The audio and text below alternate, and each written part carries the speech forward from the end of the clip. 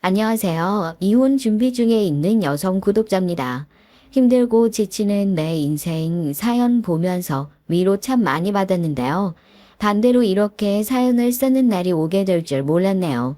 결혼한 지 20년이 훌쩍 넘었어요. 말이 좋아 부부지 자식이 없으면 남이나 다를 바가 없는 세월을 살았었는데 서류상으론 부부가 맞긴 맞았나 봅니다. 앞으로 풀어낼 것들이 또 한참 많이 남아있어요. 누가 그래요. 이혼은 용기로 하는 게 아니라 팔자로 하는 거라고요. 주변 사람들의 시선이 두려울 때가 아니라 같은 집에서 남남처럼 살면서 버려지는 세월을 생각하면 하루라도 빨리 결정을 하는 게 맞다고요. 몇 번이나 뒤를 돌아 생각을 해봐도 후회 없는 결정이지만 딱 하나 후회가 남는 게 바로 그 부분입니다. 아들이 조금만 더 크면, 아들 고등학교만 보내면, 수험생이라 바쁘니까 대학만 보내면, 이번에도 내가 한번 참을까? 아들 결혼시킬 때 엄마 없는 자식이라고 흠이 되면 어떡하지? 눈 딱 감고 한 번만 참았다. 아들 결혼시키면 그때 이혼할까? 그런 아무런 의미 없는 고민들을 하며 낭비한 시간들이 아까워. 그거 하나 후회스러워요. 이혼 결정 내리고 다른 사람보다 저희 아들이 제일 기뻐했어요. 이제 엄마도 엄마 인생 살라면서요. 진작에 속 시원하게 결정을 내릴 걸 싶기도 한데 저처럼 고민하고 갈등하시는 분들이 있을까 싶어 사연 보냅니다. 지금이야 이렇게 속 시원한 사람처럼 굴지만 젊었을 때 저 진짜 답답하게 살았거든요. 뭐 밤고구마 삼킨 것처럼 저 옆에는 왜 저렇게 속 답답하게 사나 싶은 제 인생의 구간들도 있겠지만 그런 순간들이 모여서 오늘의 쾌거를 이루게 됐다 생각해 주시고 그때마다 저 말고 저를 이렇게 용기 없게 만든 쓰레기 같은 저희 남편과 시댁 식구들 욕을 한 바가지를 해주시면 그거 안주 삼아서 시원하게 맥주나 한 캔 하고 자볼까 하고요.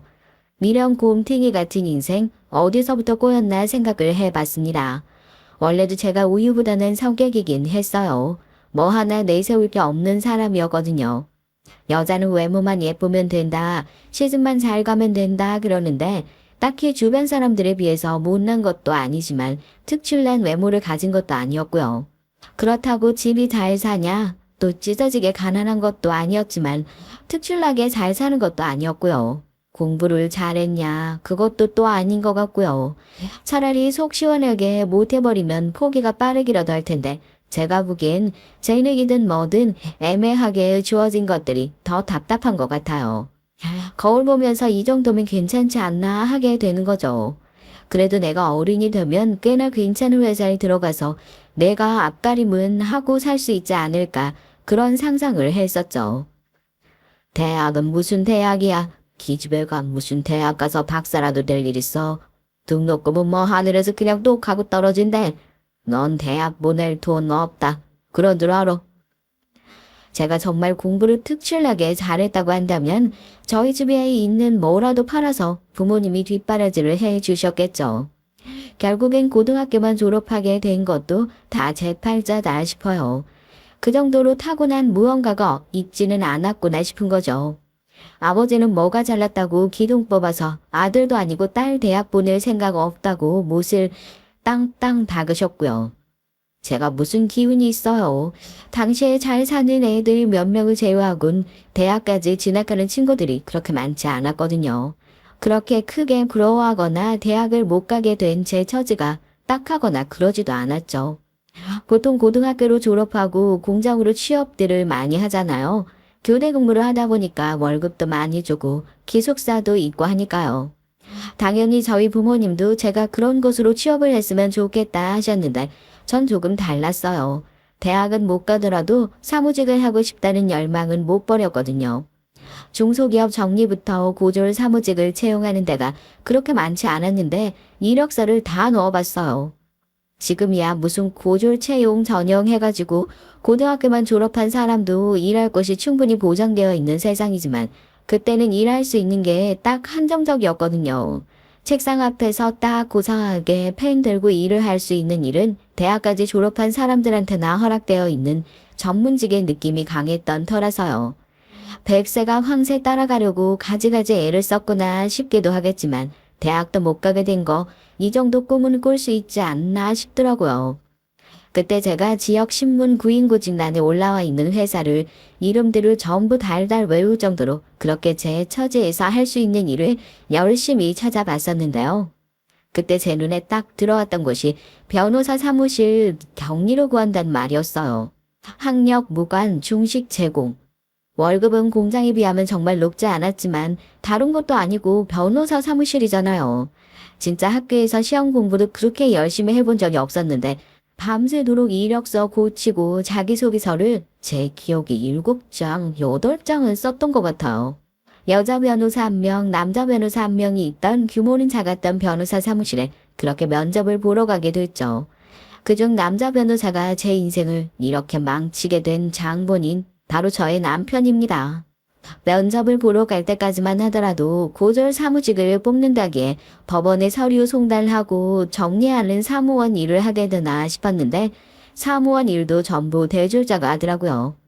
여자 변호사가 면접을 보면서 무슨 격리를 하는데 이렇게 자기소개서를 길게 써왔냐고 제 자기소개서를 읽지도 않고 픽 웃더라고요. 이제 막 법대 졸업하고 변호사 배지 달고 사무실 개소했으니 저랑 나이 차이도 얼마 나지 않았는데 뭔가 무시받는 것 같아 기분도 안 좋고 입술을 꼭 깨물고 있으니까 청소는 잘하냐 잘심부름 같은 건 빠릿빠릿하게 잘할 수 있냐 묻더라고요. 그래도 사람이 첫 단추가 중요하다고 이왕 내가 일을 시작한다면 이런 곳에서 시작하고 싶다 싶어 시키는 건 뭐든지 잘할 수 있다. 그렇게 포부 넘치게 대답을 하고 일을 하기 시작했어요. 말이 좋아 격리지 그냥 허드렛 일 하는 잡부를 채용한 거나 다름이 없더라고요. 좁아터진 사무실에 청소부가 따로 있었겠어요. 비서가 따로 있었겠어요. 손님들 오시면 커피를 타서 내가는 것부터 아침에 출근해서 사무실 청소를 하고 화분에 물을 주고 테이블을 닦는 것도 모두 다 제 목. 사무원들도 잔머리가 좋은 게 은근히 자기가 하기 싫은 일들, 예를 들어서 법원까지 왔다 갔다 해야 하는 귀찮은 일들 있잖아요. 한 1년 정도 일하고 나니까 제가 일도 빠릿빠릿하게 잘하고 믿을 만한 사람이다 싶었는지 슬슬 자기 일을 저한테 나눠주더라고요. 그래도 그때는 미련하게 그거 다 했었어요. 마냥 기뻤거든요. 이 사람들이 할 수 있는 일들을 나도 할 수 있다는 게요. 알경 씨는 남자친구 없어? 요즘 20살 친구들 보니까 다 대학 가고 미팅 다니고 하던데. 아, 그것도 대학 나온 친구들 얘긴가? 미안. 그래도 혜경 씨 가만 보면 꽤 귀엽게 생기지 않았어? 이게 여자 보는 눈이랑 남자 보는 눈이 또 다른가? 아니야, 얼굴만 보면 꽤 귀엽게 생겼지. 괜찮은 사람 있으면 소개시켜 줄게요. 딱 하나 제일 꼴 보기 싫은 사람이 있다면 사무실에 있던 그 동료 변호사요. 남편의 대학 동창이었거든요. 둘이 같이 나란히 대학 졸업하고 변호사 시험 합격해서 사무실 차린 거라고 하더라고요. 제가 사무실 들어왔을 때부터 둘이 결혼을 한 해 만에 이런 얘기들이 있었는데 그 소문의 당사자랑 지금 제가 살고 있으니 그것도 참 웃기죠. 법대까지 나온 잘 나가는 변호사인 건 저도 알고 있지만 말끝마다 고졸이라 모르겠구나. 대학 다니는 사람들만 아는 건가 하면서 은근히 너랑 나랑은 노는 물이 다르니까 넌 이런 거 죽었다 깨어나도 이해 못한다고 선을 긋는 느낌이었죠. 남편은 옆에서 또 그런 얘기에 잘 동조를 해줘서 그나마 고마웠고요. 아니 보통의 사람이라면 그런 수준 떨어지는 얘기에 동조를 하지 않는 게 맞지만요. 이제 막 사무실 개업한 신입 변호사랑 고졸 격리랑 이어질 일이 뭐가 있나 싶겠냐마는 한 공간 안에서 오래같이 일을 하다 보니까 그것도 정이란 게 드나 보더라고요. 오히려 저한테 먼저 관심을 갖고 말을 걸기 시작했던 건 남편이 먼저였습니다. 누가 시킨 것도 아닌데 매일 아침 일찍 나와서 저녁 늦게 사람들 다 가고 나면 사무실 정리를 하고 퇴근하는 게 퍽 성실해 보였나 봐요. 몇 번씩 따로 나가서 밥을 사주기도 하고 저도 그런 남편이 싫지는 않았으니까요. 일부러 남편이 야근을 한다고 그러면 사무실을 정리하겠다는 핑계로 남아서 같이 저녁을 먹고 퇴근을 하고 그러기도 했죠. 사연으로 적기도 남사스럽긴 하지만 뭐 정식으로 만나봅시다, 교제해봅시다 이런 얘기가 오갔던 건 아니고요. 그럴 생각도 크게 없었던 것 같긴 하지만 마음 잘 맞고 데이트 몇 번 하다 보니까 그냥 자연스럽게 그런 사이가 됐던 것 같아요. 사무실에선 이렇게 따로 만나는 거 사람들이 몰랐으면 좋겠다 신신당부를 해서 티를 낼 수는 없었지만 말입니다. 애경 씨, 변호사님이랑 만나는 거 맞지? 에휴, 왜 얘기 안 했어? 난 변호사님 두 분끼리 만나고 있는 줄 알았는데 지난번에 보니까 두 사람 역 앞에서 데이트하고 있더구만. 동네가 뭐 얼마나 넓다고요. 아무리 숨긴다고 숨겼지만 사무실에서 이미 아는 사람들은 다 아는 눈치더라고요. 남편이 별로 밝히고 싶지 않아 하는 눈치니까 제발 비밀을 지켜달라 사정사정을 하고 다녔고요. 지금 생각해보면 그것도 웃겨요. 아, 만나서 할 거 다 아는 사이인데 왜 떳떳하지 못하고 그런 걸 저한테만 비밀로 하라고 했고 전 그 말을 왜 또 들어주고 있었던 건지요. 하지만 그 얄팍한 비밀 지키기도 결국 얼마 가지 못해 깨어지고 말았습니다. 반강제였죠. 오늘은 내가 쏠 테니까 다들 눈치 보지 말고 맛있게 드세요. 혜경 씨 많이 먹어. 감사합니다. 근데 제가 오늘 속이 조금 안 좋아서 저 사연을 쓰면서 안 그래도 여쭤보고 싶었던 게 있는데요. 제 기억이 잘못된 건진 몰라도 90년대까지만 하더라도 이렇게 혼전 임신이 축복받는 시대가 아니었던 것으로 기억하거든요. 지금이야 결혼 전에 애 가지고 들어오면 혼수니 뭐니 이런 얘기를 하지만 제 나이 때까지만 해도 주변에 혼전 임신으로 결혼한 친구는 단 한 명도 없었어요. 제가 너무 보수적으로 살았던 건가요?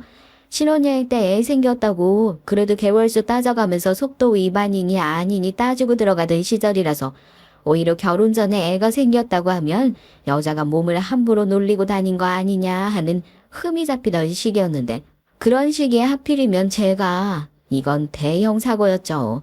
밥을 먹으러 갔다가 갑자기 속이 너무 울렁거린다 싶었는데 순간 냄새가 확 올라오고 화장실에 가서 헛구역질을 몇 번이나 했어요. 자리에 있던 사람들은 아마 다 알았을 겁니다. 이게 그냥 단순히 속이 안 좋아서 그러는 게 아니라 임신한 사람이 헛구역질을 하는 거구나 하고요. 화장실 갔다 돌아오니까 남편 얼굴이 아주 새하얗게 질려 있더라고요. 병원 다녀왔어? 병원에서 뭐래? 임신 맞대? 내 애는 맞고? 그게 무슨 소리야? 당연히 당신은 맞지. 아, 그럼 내가 뭐 당신 말고 다른 사람이랑 잠자리라도 가졌다는 거야, 지금? 아, 그런 얘기야? 그게 무슨 말도 안 되는 질문이야. 산부인과에 다녀와 보니까 당연히 임신이라죠. 팔줄합니다. 벌써 2달이나 됐는데 워낙 생리도 불안정하고 해서 여태 눈치를 못 채고 있었던 제가 이상하다 싶더라고요. 그제서야 왜 감기도 아닌데 미친 듯이 몸에 오한이 오고 아팠는지 밥만 먹으려고 하면 배를 탄 것처럼 속이 울렁거리는 것 같더라고요. 병원의 결과를 누구보다 기다리고 있던 남편은 제 얘기를 듣자마자 머리로 쥐어뜯었습니다. 그리고 대뜸 자기 애가 맞냐고 묻더라고요. 이게 무슨 말 같지도 않은 질문인가 싶어서 남편에게 소리로 빽 질렀죠. 그럼 내가 뭐 몸이라도 함부로 굴리고 다니는 여자냐고요. 나이 차이가 꽤나 있던 남편이었고 아무리 직업이 변호사라고 하더라도 혼전 임신이라고 하면 달가워할 부모님이 세상에 어디 있어요. 그렇게 말을 하는 걸 생각만 해도 머리가 지끈거릴 지경인데 남편은 남의 속도 모르고 저런 소리나 하고 있으니 짜증이 벌컥 나더라고요. 그때 남편은 무슨 생각을 하고 있으려나요? 자기 실수 때문에 고졸의 여자에게 발목 잡힐 생각을 하니 머리가 지끈거렸을까요? 이게 무슨 말 같지도 않은 소리야. 고졸? 아니 회사 여직원이랑 혼전 임신? 너 집에서 너희 부모가 그렇게 가르쳤니? 괜찮은 남자 보이면 애부터 덜컥 빼서 남자 발목 잡아서 주저앉히라고? 미안하지만 우리 집은 그런 장난에 속아 넘어가줄 집이 아니니까 당장 가서 애 지우고 우리 아들 붙잡지 말아라. 돈이 모자라서 그러는 거니? 돈은 얼마든지 챙겨줄 테니까. 아니요, 저 돈 필요 없고요. 저 애 안 지워요. 애로 혼자 만들었어요. 제가 이 사람 발목 잡아서 주저앉히고 싶어가지고 애를 베요? 어머님, 절대 아니에요. 그래도 저희 애잖아요. 어쨌든 책임질 생각으로 저도 마음 편치 않지만 허락받으러 온 거예요. 어떻게 애 엄마한테 애 지우란 소리를 그렇게 쉽게 하세요? 저 애 절대 못 지워요. 한 번만 더 애 지우라고 하시면 진짜로 신고할 거예요. 이미 저희 집은 임신 사실을 밝히자마자 한 차례 쑥대밭이 됐고요. 저 아버지한테 그날 진심으로 제대로 얻어맞았습니다. 임신을 했든 안 했든 상관없이 네가 제정신이냐고. 어떻게 결혼도 안 한 여자애가 그러고 다닐 생각을 하냐면서요. 틀린 말은 아니니까 그건 억울하지 않았는데 시댁에 와서 남편 인생 망가뜨리려고 애부터 덜컥 가진 여자 소리를 듣는 건 그건 좀 억울하더라고요. 아무리 그래도 애 지우란 소리를 어떻게 저렇게 당당하게 할 수 있나 싶기도 하고요. 제가 왜 이런 소리를 들을 각오를 하면서도 꾸역꾸역 시댁에 허락받으러 찾아왔는데요. 아직 나오지도 않는 애한테 모성애라는 게 생겨가지고 이 애 그래도 애비 없는 애로 키울 수 없다 싶어 온 거였거든요. 한치의 물러섬도 없었죠. 저 이 애 못 지운다. 지우라고 하시면 신고하겠다 이러니까 시어머니도 거기서 뭐 말을 더 못하고 어버버 하시는 겁니다. 엄마, 이미 사무실 직원들이 다 알고 있더라고. 우리 만나는 거. 여기서 괜히 애 지우고 잘못 소문나면 나 어디 가서 애 지우라고 등떠미 사람 되는 거야. 우리 사무실에 의뢰받는 것 중에 70%가 가사 관련 소송들인데 그러다고 나 진짜 밥줄 끊기는 수도 있어서 그래요. 남편은 그런 뱃속에 있는 아이의 아버지로서 책임감을 갖고 이 결혼에 밀어붙였느냐? 생각해보면 그것도 아니었던 것 같아요. 그건 알량한 책임감보다는 만약에 본인이 애를 지우고 이 결혼을 하지 않았다면 잃는 게 더 많을지 얻는 게 더 많을지 수지타산을 급하게 세매해본 것 같더라고요. 이미 사무실 사람들이 저희 관계에 대해서 다 눈치를 채고 수군거리고 있는 와중에 자기가 조금이라도 잘못했다간 이 좁아 터진 업계에 소문이 파다하게 나겠구나. 거기까지 머리를 굴렸던 거죠. 아, 이건 아니다. 결혼을 해야겠다 싶었나 봐요. 울며 겨자 먹기였을지 그래도 저를 사랑했으니까 일말의 책임감을 가지고 내린 결정이었을지 그 당시 남편의 마음까지는 추측하지 않을래요. 거기까지 따지고 들면 너무 비참할 것 같아서요. 시어머니도 가슴을 치면서 폭폭하다고 자기 아들 귀하게 키워놨는데 이렇게 말도 안 되는 여자가 덜컥 애 가지고 와서 어머님 소리를 듣게 될 줄 몰랐다고 기가 막혀 하는데 별 수가 있냐고요. 그렇게 결혼 허락을 받고 사람들이 무슨 얘기를 더 하기 전에 배 더 나오기 전에 빨리 식을 올려야 한다 하고 그렇게 결혼을 하게 됐습니다. 다음 주부터는 사무실 나오지 마. 이미 사람들 다 알고 있다며. 사무실에 얼굴 비치면 남편 욕먹이는 꼴밖에 더 돼. 어차피 이제 결혼도 했고 우리가 당장 독립할 수 있는 여유도 없는데 당분간은 이 시댁에서 지내야 할 거 아니야. 일할 생각하지 말고 어머님 밑에서 살림이나 제대로 배워. 괜히 싸우고 분란 만들지 말고. 어머님이 무슨 말씀하시면 내가 알겠습니다 하고 별로 좋게 안 보시는데 겨우 허락해 준 거 당신도 알고 있지? 점수 따는 건 당신 몫이니까 괜히 나한테까지 시끄러운 소리 안 나게 알아서 처신 잘해. 결혼을 하고 나서부터 짧았던 저의 커리어도 남편에 의해서 반강제적으로 단절되고 말았습니다. 배부른 여자가 사무실 나와서 돌아다니고 있으면 나 혼자 임신으로 여기 사무실 변호사랑 결혼했어요. 광고하는 꼴밖에 더 되냐면서 남편 얼굴에 먹칠하는 짓 하지 말고 집에서 얌전하게 살림이나 하라고. 거의 반강제적으로 집에 들어 앉혔던 거죠. 그래도 나름대로 오래 일하면서 직원들이랑도 꽤 많이 정이 들었었는데 같이 일했던 사무원들 중에서 아직까지 연락을 하고 지내는 사람들은 딱 한 명밖에 없어요. 그분도 변호사랑 결혼을 했는데 결혼한 남편분이 또 우연히도 저희 남편과 동문이라서요. 우연히 마주치고 얼마나 반가웠는지 몰라요. 여튼 안 그래도 결혼 반대를 격렬하게 했었던 시어머니와 한 집에서 같이 살아야 한다는 생각만 해도 한숨이 푹푹 나오더라고요. 이제는 도망쳐 있을 사무실도 사라졌다고 생각하니까 정말 기분이 아득하더라고요. 아침 7시부터 밤 7시 차라리 출근을 했으면 좋겠다 싶을 정도로 시댁 생활도 보통이 아니었습니다. 전 나름대로 시어머니한테 요즘 사람들처럼 할 말 다 하면서 살았다고 생각했는데 주변 사람들이 그런 소리 들으면서 그 집 뛰쳐나가지 않고 꾸역꾸역 계속 살고 있었던 것만 하더라도 제가 요즘 사람이 아니라 옛날 사람이라는 증거라고 하더라고요. 할 말이 없대요. 임신을 하면 결혼하는 게 책임감 있는 행동이었을까 돌아보면 아니었던 것 같아요. 아이 때문에 한 결혼이라는 소리를 들어가면서 허울뿐인 부부와 가정을 유지하는 것이 알량한 책임감이란 생각을 했던 제 자신이 지금은 너무 바보 같기만 하고요.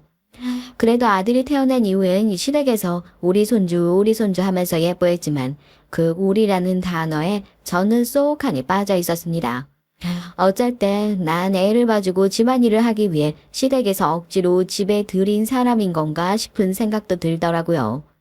그래도 아들은 제 시댁 생활에 유일한 낙이 되는 존재였어요. 우스운 얘기일 수 있지만 아들은 키우면서 제 존재를 증명받는 기분도 들고 이 집에서 온전히 내 식구라고 얘기할 수 있는 건 우리 아들 하나뿐이라고 생각을 했거든요. 남들은 그래도 변호사 남편 만나서 호의호식하면서 잘 지내지 않냐. 제 결혼 생활의 실체도 모르고 얘기를 하는데요. 남편이 고소득 직장을 다니면 뭐 하냐고요. 정작 제가 아무것도 없는 빈털털이었는데요. 저 결혼한 이후로 남편에게 그 흔한 결혼기념일 선물 한 번을 받아본 적이 없어요. 고생했다는 말 한마디도요. 애들 키우는데 돈이 얼마나 들어가는지 아시죠? 전업주부고 당연히 돈 나올 구석 없으니까 남편한테 생활비를 받아가며 쓰는데 항상 넘치게 주는 법이 없어요. 부족하게 줘서 더 달라는 소리 하게끔 만드는 게 남편 특기였죠. 지금 생각해보니까 그런 식으로 매달 생활비가 모자란다, 더 줄 수 있냐 얘기를 꺼내면 저를 사치스러운 사람으로 몰아가기 위해 했던 행동들이 아닐까 싶어요. 그러지 말고 생활비를 그냥 올려주면 안 될까? 다른 집들 보면 아예 생활비를 쓰라고 카드를 따로 만들어주기도 하고 아내한테 경제권을 주기도 한다던데 내가 돈을 어디 다른 데다 흥청망청 쓰는 것도 아니고 애 학원비며 뭐며 들어갈 돈 많은데 생활비는 계속 딱 이만큼만 써야 한다는 게 그럼 차라리 나가서 아르바이트라도 좀 하게 해줘. 부족한 생활비는 내가 벌어서 쓸 테니까. 당신 나가서 일하면 그럼 애는 누가 보라고? 애는 우리 어머니한테 맡겨놓겠다 이거야.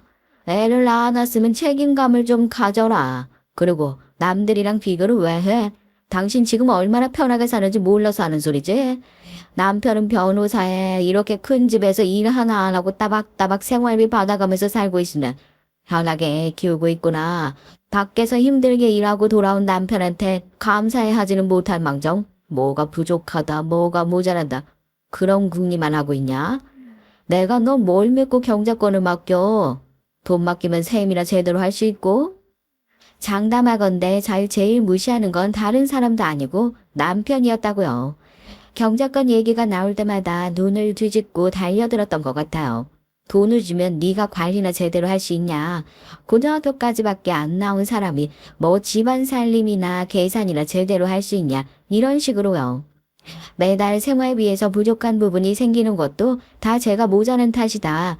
돈 관리만 제대로 할 줄 알았어도 이렇게 적은 돈으로 다 알아서 다 잘 생활하고 잘 지낸다.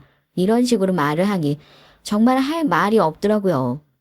쳇바퀴 돌듯 매번 싸우는데 저도 사람이니까 지쳐가죠. 정작 본인은 밖에 나가서 할 거나 하고 살았습니다. 뭔 놈의 취미는 그렇게 많고 주변의 친구들은 또 왜 이렇게 많은지요. 엄마, 이번 달에 내가 그냥 아버지한테 얘기할게. 친구들이랑 여행 가야 되는데 용돈 모자라서 조금 더 챙겨주실 수 있냐고. 걱정하지 마. 눈치 빠른 저희 아들은 학생 때부터 자기 아버지가 생활비를 가지고 그렇게 눈치 주는 거 아니까 자기가 얘기를 하면 그래도 아껴 쓰라고 잔소리 좀 하고 돈을 주지 않냐고. 부족한 거 있으면 그냥 자기가 달라고 하겠다고 먼저 얘기를 꺼내더라고요. 자식한테 그런 얘기를 듣는데 저도 사람이니까 창피하죠. 엄마가 엄마 노릇 제대로 못해서 결국 이런 문제까지 아들한테 신경 쓰게 하는 거구나 하고요. 제 이혼을 누구보다 바랬던 것도 아들이에요. 어렸을 땐 몰랐지만 크면 클수록 제가 집에서 당하고 있는 것들이 얼마나 부당한지 아들 눈에도 고스란히 보였던 모양입니다. 정작 제가 이혼을 할 용기를 못 내고 있었던 것도 아들이었는데 말입니다. 엄마, 그냥 이혼하면 안 돼? 나 이혼하고 차라리 엄마랑 같이 살았으면 좋겠어. 왜 엄마가 이 집에서 할머니랑 아빠한테 이렇게 무시를 당해야 돼? 엄마 그런 사람 아니잖아. 나 솔직히 저렇게 행동하는 거 이해도 안 되고 엄마가 참아줄 필요도 없는 것 같아. 이혼이 어디 말처럼 그렇게 쉬운 일인 줄 알아? 엄마가 이혼하면 너 그거 평생 네 흠대서 따라다닌다. 남들도 다 이러고 살아. 이런 거 신경 쓰지 말고 그냥 너 할 거 열심히 하면서 지내. 엄마 문제는 엄마가 알아서 할게. 아들한테까지 그런 소리를 들을 정도니 제가 얼마나 한심한 결혼 생활을 했는지 그 꼴을 고스란히 보고 자랐을 아들한테는 지금 가장 크게 미안하죠. 아들 핑계를 대긴 했지만 가장 고민이 되는 것 중 하나가 경제권이었어요. 변호사인 남편과 이혼해서 저 인간이 순순히 나한테 위자료나 제대로 줄 수 있을 것인가. 이게 첫 번째 난관. 아들 키우면서 집에 들어앉아 일이라고는 해본 적이 없는 경력 단절 여성이 되어버렸는데 이렇게 빈털터리로 어떻게 이혼을 할 수 있나. 친정한테 손을 벌릴 수 있는 상황도 아니고 최소한 생활비 받아 비자금이라도 따로 마련해 놔야 뭐 저도 변호사 선임이라도 하고 이혼을 해볼 시도라도 할 것 같은데 그런 생각조차 하지 못하게 남편이 일부러 허리띠를 졸라매는 건가 싶기도 하고요. 쥐뿔도 없는 여자, 그게 딱 저의 처지라고 생각했습니다.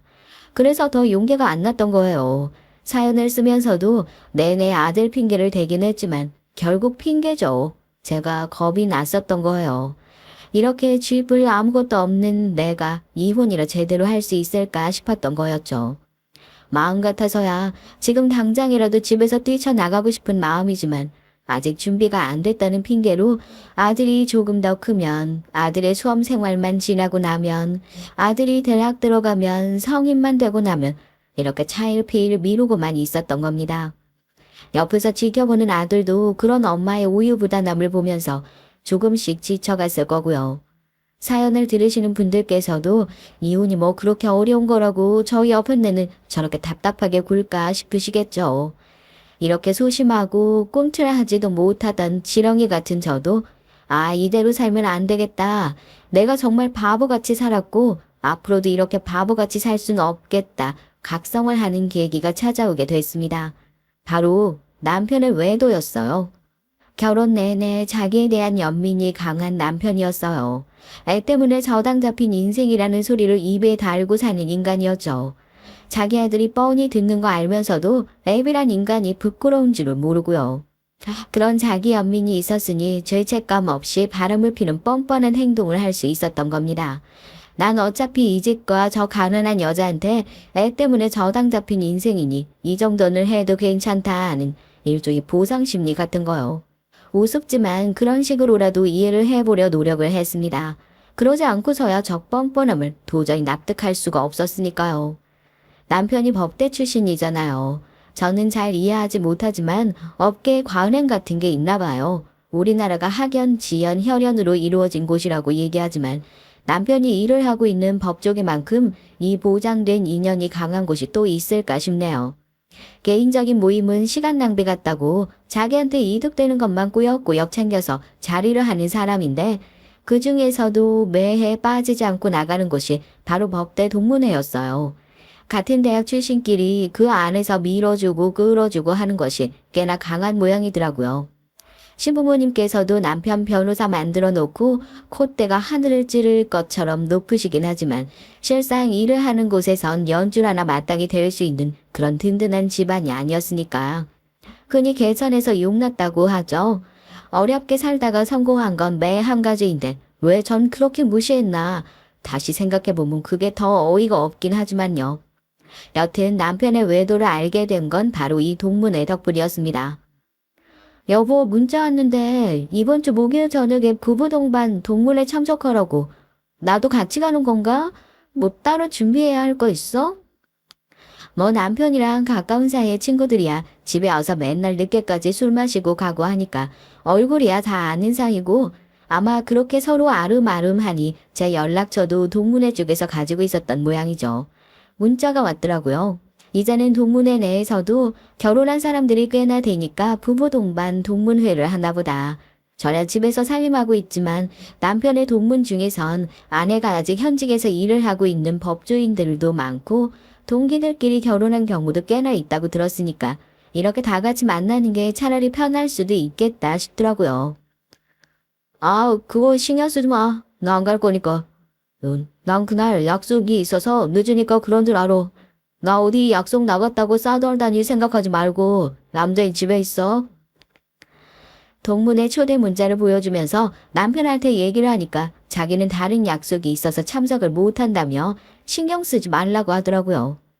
동문회라면 일주일 전부터 환장을 하고 친구들한테 전화를 돌리고 너도 오냐, 이번엔 누구누구 온다고 하냐, 연락해서 동태를 살피던 남편이었기에 동문회 날 다른 약속을 잡아놨다는 것 자체가 좀 의아하긴 했어요. 이상한 구석은 있었지만 그냥 그런가 보다 하고 말았던 거죠. 아들은 대학에 들어간 이후로 독립해서 지내고 있으니까 남편 동문회 가고 시어머니도 약속 나가시고 오랜만에 집에 혼자 남아있는 그 시간이 너무 좋더라고요. 얼굴 안 보니까 살 것 같다 싶기도 하고요. 그러다 우연히 한 통의 문자를 받았습니다. 전에 같이 일하던 법률 사무원이요. 기억하세요? 잠깐 통화를 좀 할 수 있냐고요. 무슨 일인가 싶어서 전화를 받으니까 저한테 대뜸 그래요. 자기 이혼한 거냐고요. 제가 펄쩍 뛰면서 거의 이혼한 것처럼 살고 있긴 하지만 아직 이혼한 건 아니다. 무슨 소리냐니까. 그럼 저희 남편이 왜 동문회에 다른 여자랑 팔짱을 끼고 오냐고 묻더라고요. 너무 놀라서 핸드폰을 그대로 떨궜습니다. 언니, 그게 무슨 소리야? 우리 남편이 누구랑 같이 왔다고? 심지어 그 상대방이 누군 줄 아세요? 제가 예전에 같이 일했던 남편의 변호사 사무실이요. 거기서 함께 일했던 그 인성 개차반이던 여자 변호사 말입니다. 그 여자랑 같이 동문회에 등장했다는 거예요. 둘이 어찌나 다정하게 부부처럼 굴던지 사람들이 이혼한 건가 싶긴 했는데 누구 하나 대놓고 물어보지도 못하고요. 흐지부지 마무리가 됐다고 하더라고요. 너무 기가 막혔습니다. 저한텐 다른 약속이 있어서 동문회에 가지 못한다고 뻔히 얘기를 해놓고 지금 다른 사람과 그 자리에 함께 가 있다는 거 아니에요. 기가 막혀서 말이 안 나오더라고요. 그동안 참고 살아왔던 결혼 생활이 모두 물거품처럼 느껴지는 순간이었습니다. 혹시 모르니까 몰래 사진 한 장 찍어줄 수 있겠냐고 하니까 어차피 끝나고 다 같이 단체 사진 찍으니까 공유 받으면 보내주겠다고 하더라고요. 사진까지 받아보고 나니까 정말이지 확인사살 당할 느낌이었습니다. 12시가 다 되어가는 시간 화가 주체가 안 되어 잠도 오지 않는데 비밀번호를 몇 번이나 틀리는 소리가 들리더니 남편이 들어오더라고요. 모임은 진작에 파했을 텐데 대체 어디서 뭘 하다가 이제 기어들어온 건지 술에 잔뜩 취해서는 술 냄새를 펄펄 풍기며 옷도 갈아입지 않고 침대에 들어 눕는 남편을 보고 조용히 침대에서 일어났어요. 그리고 베개를 들어서 남편의 얼굴을 꽉 짓눌렀죠. 술에 취한 남편이 숨이 막히는지 버둥거리다가 제 어깨를 탁 밀치고 소리를 질렀습니다. 당신 뭐야 미쳤어? 모르고 어떻게 된 거야? 정신병자처럼 이게 뭐 하는 짓이냐고. 그냥 죽지. 이 산소도 아까운 인간아. 지금까지 어디서 뭐 하다가 들어왔는데 오늘 부부 동반 모임 갔었다며? 내가 모를 줄 알았어? 대체 언제부터 그렇게 둘이서 붙어먹고 있었던 건데 아무리 애만 낳아준 엄마 취급을 해도 유분수지. 사람 앞에서 뻔히 그렇게 두고 어떻게 그런 파렴치한 짓을 할 수가 있어? 사람이야? 네가 사람이니? 응? 난 또 무슨 일을 하고. 야, 그럼 법대 동문회에 장차 네 남편 법무부 장관 만들어줄 사람이 올지도 모르는데 고졸 마누라를 쪽팔 리가 어떻게 데려가냐? 네가 우리 집을 진짜로 생각하는 사람이면 지금 나한테 이딴 걸로 화를 못 내지. 뭐 바람? 남편이 나가서 그렇게 열심히 일을 하고 들어오면 최소한 미안해하고 안쓰러워할 줄 알아야지. 이게 뭐 잘했다고 큰 소리야. 이래서 무식한 것들이랑은 대화를 하면 안 되는데 아유 내가 어쩌다 이런 여자랑 같이 살게 돼가지고는. 내가 진짜 등신으로 보이니? 너네 둘이 그렇게 다정하게 팔짱 끼고 부부 행세한 것만으로도 내가 충분히 이혼 소송 걸어도 모자라. 지금 뭘 잘했다고 그렇게 큰 소리야. 뭐 무식해? 말 잘했다. 내가 아무리 무식해도 니네 사무실에서 일하면서 어깨 너머로 서당깨처럼 배운 세월이 몇 년인데 그 정도 법률 지식도 없을 줄 알아? 남편의 어깨를 주먹으로 내리치면서 제가 분에 가득 차서 얘기를 하니까 남편도 아차 싶었나 봅니다. 여기서 왜 갑자기 이혼 얘기가 나오냐고. 부부 동반 모임 한번 같이 간 거 가지고 유난 좀 떨지 말라고 버럭 화를 내더라고요. 자기가 머릿속으로 굴려봐도 이혼을 하게 되면 떼어줄 게 더 많다 생각했는지 아니면 본인의 그 알량한 자존심과 평판이 걱정이 됐는지 몰라도 이혼 소리 한번 나오니까 또 울며 겨자 먹기처럼 사과를 했어요. 오해하게 했으면 미안하지만 절대 그런 거 아니라고요. 마음 같아선 그 자리에서 이혼 소장 남편 이맛박에 딱 붙이고 짚고 서기고 뭐고 내팽개치고 나오고 싶었지만 일하면서 배운 게 하나 있거든요. 이혼은 준비 더 많이 한 놈이 무조건 이기게 되어 있다고요. 저한텐 아직까지 그 준비가 부족한 느낌이었죠. 남편에게 잘못한 거 알면 군소리 말고 나 다시 나가서 일이라도 하게 해달라고 대번에 왜 갑자기 일을 하려고 하냐고 묻더라고요. 내가 몇 번을 얘기해. 매달 생활비 떨어질 때마다 당신한테 손 벌리고 싶지 않고 이제 아들 다 키워놨으니까 집에서 아들이나 보지 일은 무슨 일이냐. 그런 소리 더 이상 안 통하는 거 알고 있을 거 아니야. 다 큰 아들 용돈이라도 내 손으로 좀 주게 해달라고. 나가서 일을 하면 당신한테 뭐 피해라도 돼? 뭐가 불어내서 그렇게 일도 못하게 막는 건데? 그래도 자기가 지은 죄가 있으니까 무조건 안 된다 막지는 못하더라고요. 제가 일을 다시 하려는 이유는 딱 하나였습니다. 그때까지만 해도 남편에 대한 복수를 위해서 일을 해야겠다는 생각이 아니라 그냥 어떻게든지 경제적으로 자립할 수 있는 여건을 만들어두기 위한 또 하나의 장치였을 뿐이었어요. 그렇게 시작한 일이 제 인생의 진정한 돌파할구가 될 줄은 몰랐지만요. 제가 해본 일이 뭐가 있겠어요. 학벌도 고졸에 변호사 사무실에서 일해본 경력이 전부이니까 이 나이를 먹고 직장을 구하는 게 쉽지 않을 거라 생각했습니다. 그래도 다행히 저한테 남편의 외도 사실을 알려주었던 이전에 같이 일하던 사무원 언니의 도움을 받아서 다른 변호사 사무실로 취업을 하게 됐죠. 나가서 일을 하기 시작하니까 막혀있던 슌퉁이 트이는 기분이더라고요. 하루에 몇 시간밖에 되지 않는 시간이라고 하더라도 집안에서 살림만 하고 있는 거랑 나가서 월급을 받을 수 있는 일을 하는 거랑은 천지 차이더라고요. 누구 엄마가 아닌 제 이름으로 불려온 날들이 얼마나 오랜만인지 이런 사소한 순간들이 너무 귀하고 그동안 내가 얼마나 무시받았던 삶을 살았는지 깨닫게 해뒀습니다. 주인님, 이따가 사무실에 귀한 손님이 오시거든요. 요즘 젊은 사람들한테 응대 좀 해달라고 하면 다들 꺼려하는 눈치라서 주임님께 부탁 좀 드릴게요. 나이가 많은 신입 직원을 불편하게 여길 줄 알았는데 이럴 땐 또 저만큼 요긴하게 쓰이는 직원이 없더라고요. 다들 꺼려라 하는 일도 편하게 할 수 있었으니까요. 그 흔히 말하는 정관예우라고 하나요? 판사 출신 변호사라고 하더라고요. 판사를 하던 시절에도 워낙 연줄이 탄탄해서 누구 하나 건드릴 생각을 못했는데 변호사로 내려오고 나서부턴 로펌에서 서로 모셔가려고 안달이 나 있다고요. 몇 년 후엔 차기 법무부 장관 후보로까지 거론되는 사람이라고 평소에 그 얌전하던 변호사님도 호들갑을 떨기에 대단한 사람인가 보다 했습니다. 생각보다 별다른 거 없는 인간에 다른 손님들과 평범하게 응대를 하고 차를 내어드리고 있는데 맡은 사건에 대해서 얘기를 나누시더라고요. 거기서 가만히 있으면 반이라도 가는데요. 또 제가 성격이 그래요. 얘기를 들었는데 그냥 넘어갈 수 있는 성격이 못 되거든요. 왜 저걸 가지고 저렇게 고민을 하고 있을까 싶더라고요. 혹시 계약서에 그 중재 조항은 따로 없을까요? 법정 싸움으로 가는 것보단 중재 절차로 가면 손해배상 청구로 안 넘어가고 유리하게 협상을 끌어올 수 있지 않을까 하고요.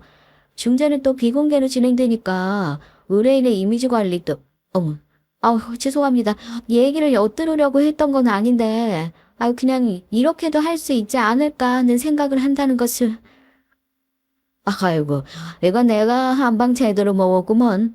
김변 로펌에 이렇게 똑똑한 사무원이 있었단 말이야? 나이가 꽤 있는 것 같아서 사무장 정도 하실 거라 생각은 했다만 혹시 어디 법대 출신이십니까? 말씀드리기 부끄럽긴 한데 고졸 출신이고 사무장이 아니라 주임입니다. 그 회사에 들어온 지 얼마 안 돼서요. 남편이 변호사라 변호사 사무실에서 일하며 이것저것 주워들은 지식만 많지 가방끈은 많이 짧은 편이라서요. 왜 이렇게 학력 얘기만 나오면 사람이 작아지는지 시댁에서 오랫동안 무시를 당하고 살았던 탓인가 싶기도 하고요. 제 얘기를 들은 변호사님께선 깜짝 놀라시더니 학력이 뭐가 중요하냐면서 당장이라도 저와 같이 일을 하고 싶다고 연봉은 더 올려줄 수 있으니까 저랑 꼭 같이 일을 하게 해달라고 회사에 부탁을 하시더라고요. 깜짝 놀랐죠. 어디 가서 이렇게 필요한 사람이 될 거라고 생각을 못했으니까요. 회사에서도 저한테 좋은 기회라 생각이 들었는지 흔쾌히 등을 떠밀어 주더라고요.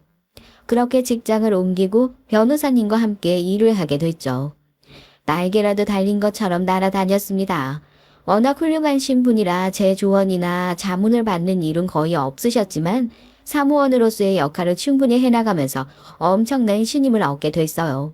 일을 하면서 저도 아들과 연락을 하며 엄마도 이제 이혼을 생각하고 있다. 제 뜻을 밝히고 사무실에서도 이혼 소송 관련 판례들을 찾아보면서 어떻게 준비해야 할지 고민을 하고 있던 시기였죠. 아무래도 상대 측은 둘 다 변호사였으니까 무턱대고 덤벼들었다간 제가 더 어려워질 수 있겠다 싶었거든요. 어느 날 변호사님이 절 조용히 사무실로 부르시더니 물으시더라고요. 사무장님 혹시 이혼 준비하고 계시는 겁니까? 내가 보아하니까 이혼 관련 판례들을 부쩍 많이 찾아보시는 것 같은데 소송 관련해서 어려움이 있으면 언제든지 말씀하세요. 내가 도울 수 있는 일은 얼마든지 도울 테니까. 난 같이 일하는 사람들 단순히 내 직원이라 생각 안 하고 식구라고 생각합니다. 더군다나 사무장님같이 훌륭한 직원이라면 더더욱이요. 가정일에 마음을 쓰느라고 회사 일에 신경 쓰지 못하는 일은 없었으면 하니까요. 진심으로 저를 도와주시겠다는 그 얘기에 저도 그제서야 터놓고 제 속내를 처음 털어놓을 수 있었습니다. 변호사님께서는 제 이혼에 대해서 진심으로 의뢰인을 대하듯 꼼꼼하게 얘기를 들어주시더라고요. 특히 부부 동반 동문회 자리에서 제가 아닌 상간녀를 데리고 참석했다는 얘기에 크게 분노하시더라고요. 남편이 변호사 출신이라고 하지 않았냐? 대체 어느 법대 출신이냐? 화를 버럭 내시게 학교명을 말씀드리니까 더욱 깜짝 놀라시더라고요. 안 돼요. 후배 중에 그런 쓰레기 같은 인간이 있었단 말이야. 사무장님, 이건 내 직원이라서가 아니라 우리 학교 이름에 먹칠을 하는 후배놈들에게 본때를 보여줘야겠습니다. 그냥 좌시할 일이 아닌 것 같네요. 이혼 소송은 둘째치고 이렇게 하시죠. 변호사님의 제안에 전 정말 그래도 되는 거냐며 걱정했지만 자기만 믿으라며 걱정하지 말라고 말씀을 해주시더군요. 그렇게 저희는 다음 동문회 자리를 기다리게 됐어요. 남편 놈은 집에서 그러더라고요. 당신 요즘 회사 잘 다니는 것 같다고. 회사 다니니까 사람이 쓸데없는데 기운 안 빼고 잠잠해진 것 같다고요. 당신이랑 상간녀가 놀아나는데 신경을 안 쓰니까 고맙다는 소리겠죠. 당신 일이나 알아서 잘 하라고 그러니까 안 그래도 다음 주에 선후배들 다 같이 모이는 동문회 자리가 있어 다녀오겠다 얘기를 했습니다. 관심도 없다 그러라고. 그때처럼 와이프도 아닌 여자 팔짱 끼고 다니지만 말라 하니까 알겠다고 하더라고요. 그리고 대망의 동문회 날, 전 집 앞에서 기다리고 계시던 변호사님의 차를 타고 남편의 동문회 장소로 이동했습니다. 이게 어떻게 된 일이냐고요? 같은 대학 출신이잖아요. 변호사님이 먼저 본인과 동문회 자리에 같이 참석을 해줄 수 있냐 얘기를 하시더라고요. 어떻게 그럴 수가 있냐 망설이는 제게 그렇게 아나무인으로 날뛰는 것들은 꼭 똑같이 보여줘야 한다 얘기를 해주셨습니다. 저 멀리서 남편과 그 상간녀가 보이더라고요. 그렇게 신신당부를 했는데도 제 두 눈으로 그 꼴을 보니까 더 어이가 없어요. 정말 모르는 사람이 보면 두 사람을 부부라고 오해하고도 남겠다 싶을 정도로 아주 다정한 게 손이 파들파들 떨리더라고요. 변호사님은 이제 제대로 복수할 때가 되지 않았냐고 하면서 제 어깨를 다독여 주시고 떨고 있는 제 손을 잡아 팔짱을 끼워 주셨습니다. 그렇게 동문회장으로 들어갔죠. 확실히 변호사님이 가진 힘이 대단하더라고요. 어떻게든지 연주를 내보려고 하는 동문들이 얼굴을 알아보고 전부 일어나서 꾸벅꾸벅 인사를 하는데 저 멀리서 남편도 소식을 들었는지 상간녀와 헐레벌떡 뛰어오더라고요. 그리고 변호사님의 팔짱을 끼고 있는 제 모습을 보더니 얼굴이 사색이 되어 기겁을 하더라고요. 선배님, 아니, 당신 여기 왜? 너는 네 동창이랑 부부 흉내 내면서 동문회 오는 게 가능한데 나는 너희 선배랑 같이 동문회 오면 안 되는 거냐? 내가 고졸이라서 나 이 자리에 변호사님 초대받아서 정식으로 온 거야. 따질 소리 있으면 내가 아니라 여기 변호사님께 하든지. 우리 사무실에서 일하는 사무장인데 남편이 나랑 같은 대학 출신이라고 하더구만. 처음엔 같은 대학 출신이라고 하기에 내가 뭐 도움이라도 될 수 있을까 알아보니까 도움을 줄 사람이 아니라 내가 사건을 맡아서 처리해줘야 할 쓰레기가 따로 없던데 자기 아내를 뻔히 놔두고도 동문끼리 부부 행세하면서 세상이 그런 파렴치 하니 우리 동문이라고 변호사 명함 내밀고 다녀서 얼굴 들고 다니는 거 자네들 창피하지 않나? 자네가 직접 대답을 해보게. 변호사 윤리의식도 없는 그런 놈이 우리 동문이라고 동문의 얼굴 내비치고 다니는 거 내가 직접 처리하러 오는 게 맞지 않겠어. 그제서야 남편과 상간녀는 자기들 커리어에 흠집이라도 날까 싶어 무릎을 꿇고 그런 거 아니다. 저희 절대 바람 피는 거 아니다 하고 절대 오해하지 말아달라 빌기 시작했습니다. 그 와중에도 저한테 비는 게 아니라 변호사님께 빌고 있는 게 참 두 사람답다 싶었죠. 그래도 그 동창회에 있던 수많은 사람들이 그 자리에서 증인이 되어주더라고요. 이미 두 사람이 그렇게 불륜을 저지른 지 한참 됐다. 부부 동반 동창회에 저 대신 상간녀를 데리고 온 지 몇 해라 됐다. 서로 변호사님께 잘 보이기 위해 앞다투어 고자질을 하듯이 불륜 사실을 폭로하자 남편은 아무것도 하지 못하고 무릎을 꿇고 고개를 숙이더라고요. 그래서 저도 거기서 시원하게 남편과의 결혼 생활에 종지부를 찍었습니다. 남편 뺨 시원하게 한 대 올려붙이고 상간녀 손 꼭 잡고 그랬어요. 내가 버린 이 남자 사회에 어떻게 방생하나 걱정했는데 대신 주워가 준다는 사람이 있어서 너무 다행이라고. 둘이서 서로 사회에 방생시키지 말고 그렇게 다정하게 꼭 끌어안고 살아달라고요. 이미 동창들 사이에서 이 정도 수치를 당했으니 자기들이 무슨 할 말이 있겠어요. 얼굴이 새빨개져서는 무릎을 꿇고 아무 말도 하지 못하고 고개를 푹 숙이고 있더라고요. 뭐 방관자였던 동창들도 제 눈에는 다 꼴보기 싫은 게 마찬가지지만 이제서라도 혀를 끌끌 차면서 저 인간들 그럴 줄 알았다고 하는 꼴이 우스웠지만 말입니다. 변호사님이라는 인생의 은인을 만나게 돼서 남편에 대한 복수를 속 시원하게 성공했어요.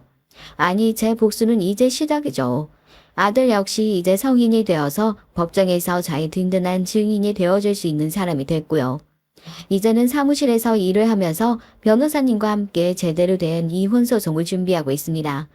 제가 그동안 그 집에서 무급으로 학대당하고 살았던 세월, 저도 그거 다 보상받아야죠. 어떻게 집 식구를 배신할 수 있냐고 마지막까지 애걸복걸 하던 남편한테 반대쪽 뺨도 얻어맞고 싶은 거 아니면 조용히 하라고 그랬어요. 지금은 잠깐 아들 집에서 함께 지내고 있네요. 저도 이제 월급을 받으니까 슬슬 아들과 새 집을 알아보고 독립을 준비해 보려고요. 그동안 잘 살아왔는지 모르겠지만 앞으로는 잘 살 수 있을 거라 많은 응원 부탁드립니다. 안녕하세요. 저는 반려견 나비와 함께 살고 있는 노인입니다. 나이가 들어갈수록 혼자인 시간이 늘어가는데 사연 채널이 저의 적적함을 잘 달래주고 있네요. 사람들마다 다 갖고 있는 얘기며 살아온 세월들은 다른 것을 알고 있었지만 이토록 다른 줄은 몰랐어요. 그렇게 감회가 새롭고 또 같이 웃고 슬퍼하며 감상하고 있네요. 그리고 이 감상의 기쁨을 저만 누리기엔 아까워서 동네 친구들도 소개해주고 있습니다. 그런 제가 오늘은 제 얘기를 마음속에서 끄집어내볼까 하는데요.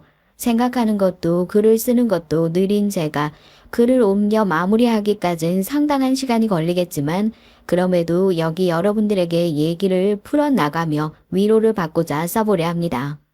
무엇보다 최근에 있었던 이 일이 제겐 너무나 충격적이고 또 가슴이 아플 정도로 아릿하기도 했고요. 우선 전 10년 전 아들을 잃었어요. 자식이 부모보다 앞서간다는 것 그만큼 끔찍한 고통이 있나 싶네요. 전 아들의 죽음을 믿지 못해 수없이 많은 나날들을 눈물로 보냈습니다. 다시 돌아오라 외쳐보기도 했죠. 그 상실감을 아마 겪어보지 못하신 분들은 짐작도 못하실 겁니다. 세상을 살아갈 의욕 자체가 나지 않고 숨을 쉬는 것 자체가 갑갑하죠.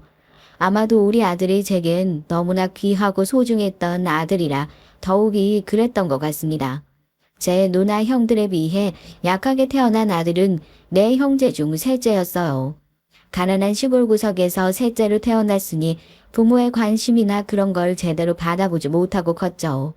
그래서 아마도 전 아들의 인생에서 벌어졌던 첫 번째 비극도 쉽사리 눈치챌 수 없었던 것 같습니다. 셋째 아들은 다른 아이들보다 성정이 순하고 소심해서인지 밖에 나가도 잘 맞고 다니고 오곤 했어요. 다른 아이들은 학교에 가는 날이면 좋아라 했는데 아들만 언제든 학교로 그만두고 농사일이나 돕고 싶다고 말하곤 했죠. 엄마, 난 중학교까지만 다니면 안 될까요? 여기 성철이도 중학교까지만 다니고 그만 다닌다고 하는데 나도 학교에 정이 떨어졌어요. 이놈아, 학교를 무슨 정으로 다니냐? 학생이라면 당연히 다녀야 하는 거지. 아니, 말도 안 되는 소리 하지 마라. 얼른 가. 아내가 이렇게 야단을 칠 때마다 아들은 안색이 어두워졌습니다. 그리고 다음날 또 같은 때를 썼어요. 당시만 해도 전 아들이 그렇게나 어두운 그늘 아래에 있었던 줄은 모르고 혼만 냈습니다. 엄살 그만 떨어라. 너만 힘드냐. 감사한 줄 알아야지 어디서 때를 쓰고 있냐. 이런 말들을 퍼부었는데 참 후회가 됩니다. 아들의 해맑은 얼굴만 봤지 그 뒤에 있던 그늘은 미처 짐작하지 못했던 것이죠. 그러던 어느 날 누군가 저희 집 대문을 쾅쾅 두들기더라고요. 밖에서 보니까 아들 뻘로 보이는 아이들이 주르륵 서 있는데 대뜸 저희 아들을 찾더라고요. 방에서 오들오들 떨며 이불을 뒤집어 쓰고 공부를 하고 있는 아들을요. 선재 보고 싶어서 왔어요. 아저씨, 선재 안에 있죠? 그래, 잠시만. 어딘지 껄렁해 보이는 아이들과 우리 아들이 친구라는 게 믿기 힘들었지만 일단 아들을 불렀죠. 근데 삽시간에 어두워진 아들의 표정이 보이더라고요. 마치 엄청난 공포 현장이라도 목격한 듯 하얗게 질려 손과 발을 부들부들 떨고 있었습니다. 말릴까 했지만 그럼에도 슬리퍼를 질질 끌며 밖으로 나간 아들은 그날 밤 아주 늦게 들어왔어요. 불빛 속에 드러난 아들의 얼굴을 보고 저희 부부는 기겁을 내서 그만 비명을 지르고 말았고요. 아들의 얼굴은 피투성이었습니다. 그제야 전 아들의 옷을 벗겨 이곳저곳을 확인했네요. 온통 멍투성이에 어딘가 날카로운 모서리에 찍힌 자국들. 너무나 충격적이어서 말이 안 나왔습니다. 선생님, 정말 모르셨나요? 우리 아들이 이렇게나 맞고 있었는데 정말 모르셨습니까? 죄송합니다, 아버님. 저희도 선재가 한 번도 말을 하지 않아서 저희 선생님들 부주의가 큽니다. 죄송합니다. 아이가 말을 안 했다고 그걸 모르는 게 말이나 됩니까? 그날 교무실이 떠나가라 소리를 떵떵 질렀던 것 같아요. 하지만 지금도 그런지 모르겠습니다만 당시 시대의 생각은 남자애들은 다 치고받고 싸우며 크는 것이고 좀 어딜 두들겨 맞는다 해도 큰 문제 삼지 않았어요. 애가 야구 방망이로 죽어라 뒷산에서 맞고 변기통에 머리를 처박히더라도 그게 그냥 어떤 학생들의 일부라고만 생각했죠. 아마 그날 제가 발견하지 못했다면 우리 아들은 그렇게 맞다 죽었을지도 몰라요. 아무쪼록 그 이후 전 아들이 원하는 대로 다 들어줘야겠다 생각했어요. 당분간은 학교도 나가지 않고 나쁜 녀석들과 마주치지 않도록 심부름도 자제시켰죠. 그런데 여기서 가슴이 고통스러울 정도로 조여오는 후회되는 부분이 있다면 제가 인내심이 강하지 못했다는 겁니다. 몇 달이 지나니까 생각이 바뀌더라고요. 아들을 강하게 키워야겠다고 결심한 겁니다. 아들의 마음은 들어줄 생각도 못하고 무슨 운동이든 배우게 해서 다신 못된 놈들한테 맞고 다니지 않게 한 것이었죠. 여기서 아들과 저의 갈등이 발생하고 말았습니다. 그리고 이 갈등은 일파만파 커져서 결국 말 한마디 섞지 않는 부자 사이로 진전시키고 말았죠. 아빠, 난 운동 같은 거 싫어요. 너무 힘들어요. 사람 다치는 운동이잖아요. 난 그냥 공부나 하고 싶어요. 제발요. 그만하고 싶어요. 이 녀석이 네가 그렇게 나약게 빠졌으니까 그런 놈들한테 한심하게 맞고 돌아다니는 거 아니냐. 안 맞고 살려면 어떻게 해야겠어? 네가 어떻게든 강해져야지. 그 허약한 몸집으론 먹잇감 되기 딱이야. 계속 맞고 살 테냐? 학교 안 다닐 거야.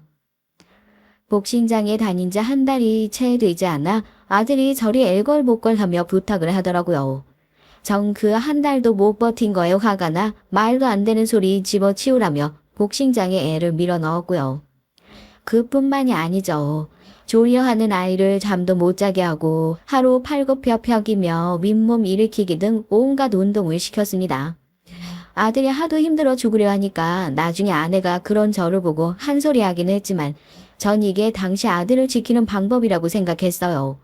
분명 더 현명한 방법이 있을 텐데요. 부끄럽기만 합니다. 아이 교육이라는 것을 아예 몰랐던 그 시절의 제가요. 그러다 사건이 발생하고 말았습니다. 아마도 위태로웠던 부자 간의 갈등이 이 계기로 폭발하게 된 것 같아요. 아들이 당시 좋아하던 수학 문제집을 제가 모르고 버리고 말았는데 아들이 이것을 두고 신경질을 조금 내자 전 아들의 뺨을 날렸고 아들은 여기에 상처를 받아서 그대로 집을 뛰어나가고 말았습니다. 조용하고 수긍하는 게 가장 익숙했던 우리 아들이 가출이라니 너무 놀란 마음에 아들을 밤새 찾아다녔지만 아들은 보이지 않았어요. 당신이 너무했어요. 아, 왜 그러니까 그렇게 뺨을 쳐요. 고작 이제 중학생인 애를. 애가 좋아하는 게 공부뿐이라는 거 몰라요? 아휴. 한숨이 푹 나왔죠. 아들은 공부 말고는 좋아하는 게 없었을 정도로 책을 참 좋아했습니다. 저는 그런 아들이 사실 못마땅했었고요. 허약한 아들이 더 허약해지지 않도록 책은 좀 멀리하게 하고 싶었습니다. 왜냐면 제 그때 생각으론 어차피 대학에 보내줄 돈은 여의치 않고 농사일이나 하게 될 텐데 공부 잘 해봐야 무슨 쓸모가 있겠나 싶었던 거죠. 어차피 공부해도 아무 소용없는 거 뭐하러 책을 봐. 네 앞길은 농사다. 그냥 네 엄마 아빠처럼 살면 돼. 마지막으로 이리 말하며 아들의 뺨을 날렸는데 왜 그랬는지 모르겠습니다. 후회가 되죠. 아들이 좋아하는 것들을 모조리 빼앗고 더 사지로 몰았던 건 바로 저였던 거였죠. 곧이어 무릎을 주저앉게 만드는 소식이 들려왔거든요. 옆집 아줌마가 헐레벌떡 대문을 열고 들어왔습니다. 선재 아빠, 아이고 어떡하면 좋아요. 지금 선재 병원이라네. 아유 우리 그 애가 투석을 하러 병원에 갔다 왔는데 거기 선재가 있대요. 아유 응급실이라는데. 뭐로 그게 정말입니까? 어디 병원이에요? 헐레벌떡 병원에 가보니 그제야 정황을 알 수 있었습니다. 아들은 저희 논밭에서 한참 떨어진 도로가에서 발견됐는데 의식이 없는 채로 발견됐다는 것이었어요. 아마도 집을 피해 뛰쳐나갔던 아들이 그만 도로가를 달리는 차에 치인 것 같았습니다. 뺑소니 사고였고요. CCTV도 없는 시골 구석이겠다. 그런 짓을 대범하게 저지른 놈한테 미친 듯이 화가 났지만 다른 방면으로 눈물이 주룩주룩 흘러내리며 제가 저질렀던 모든 죄가 주마등처럼 스쳐 지나가더라고요. 당시엔 우리 아들도 동생의 소식에 정신없긴 마찬가지였기에 애들을 먼저 달래야 했습니다. 그런데 특히 저와 가장 사이가 안 좋았던 아들이었기에 미안한 마음에 그럴 정신도 없더라고요. 우리 선재 일어날 거예요. 아빠 걱정하지 말아요. 그래, 당연히 그래야지. 우리 아들 이대로 못 보낸다. 그때 우리 집 장녀였던 선이가 조용히 저를 앉혀놓고 조곤조곤 말을 하더군요. 이 말도 귀에 잘 들어오지 않았지만 전 그 희망 하나 붙들고 버티는 수밖에 없었어요. 일도 나가지 못했죠. 아들 곁에 붙어 있느라요. 창문 너머 활기찬 얼굴로 제 부모와 얘기를 나누고 있는 아이들을 보면 그렇게나 부러웠습니다. 우리 선재가 일어나면 나도 이렇게 해줘야지. 혼자 조용히 속삭이며 눈을 감고 있는 아들의 손에 꼭 붙잡아줬죠. 아들이 제 손을 잡고 눈을 떼길 바라면서요. 하지만 의사 선생님은 마지막을 준비해야 할 수도 있다고 했고 병실 사람들은 저를 하나같이 불쌍하게 생각했습니다. 아이고 애 아빠가 애 곁을 못 떠나네. 아이고 좀 좋아. 애는 오늘 내일 하는데 말이야. 저는 기도했어요. 제발 살려달라고. 애가 살아날 수만 있다면 무슨 짓이든 하겠다고요. 그런데 기적 같은 일이 일어났습니다. 하늘은 저의 신은 그때 이런 생각을 하셨던 걸까요? 아직 아들을 걷어갈 때가 아니라고요. 아직 이 아이가 너무 어리고 가엾고 안쓰러우니 조금의 생을 더 허락하신 걸까요? 아빠, 선재 눈 떴어요, 아빠. 큰애의 말에 허겁지겁 잠을 쫓아내고 보니까 아들이 멍하니 눈을 뜬 채 천장을 보고 있었습니다. 어이구 세상에, 선재야, 내 아들. 순식간에 병실이 곡소리로 가득 찼습니다. 저 역시 그 순간은 오열을 하며 아들의 이름을 부르짖었죠. 큰딸은 서둘러 의사를 찾으러 갔고요. 그렇게 우리 아들은 생사의 기로에서 다시 생으로 돌아왔습니다. 정말 이제 아슬아슬한 고개 타기를 하듯 그렇게 어렵게요. 아들은 머리 쪽을 많이 다치긴 했지만 의외로 빨리 쾌유했어요. 의사는 아직 나이가 어려서 회복 속도가 빨라 그런 것 같다고 다행이라고 하더라고요. 정 그런 아들이 너무도 기특했고 고마웠습니다. 근데 아들은 생각이 달랐던 듯 싶어요. 아버지, 죄송해요. 병원에서 나와 아내가 깔아준 따뜻한 이부자리에 눕는데 그런 말을 내뱉으며 조용히 눈물을 흘리더라고요. 자신 때문에 기울어진 집안 형편이 신경 쓰였던 모양입니다. 사실 수술비에 입원비까지 아들의 병원비가 감당할 수 없을 정도로 나온지라 저희 부부는 대출을 최대한 끌어와야 했거든요. 아들이 언젠가 제가 아내와 나누는 얘기를 들었던 건지 그의 심한 죄책감을 느끼며 눈물을 흘리는데 저는 그런 아들을 안고 이렇게 말했어요. 선재야, 아버지가 미안하다. 아버지가 네 마음을 몰라줬어. 네가 그동안 나 때문에 얼마나 답답하고 아팠겠니? 미안하다. 그러자 아들은 제 말에 놀란 듯 저를 한번 슬쩍 올려다보더라고요. 살면서 자식에게 사과를 한 적이 한 번도 없었으니 그랬겠죠. 저희 때 아버지들이 다 그렇잖아요. 자식에게 사과하는 법을 모르고 항상 위에서 군림하려고만 들었죠. 제 아버지도 그러셨고요.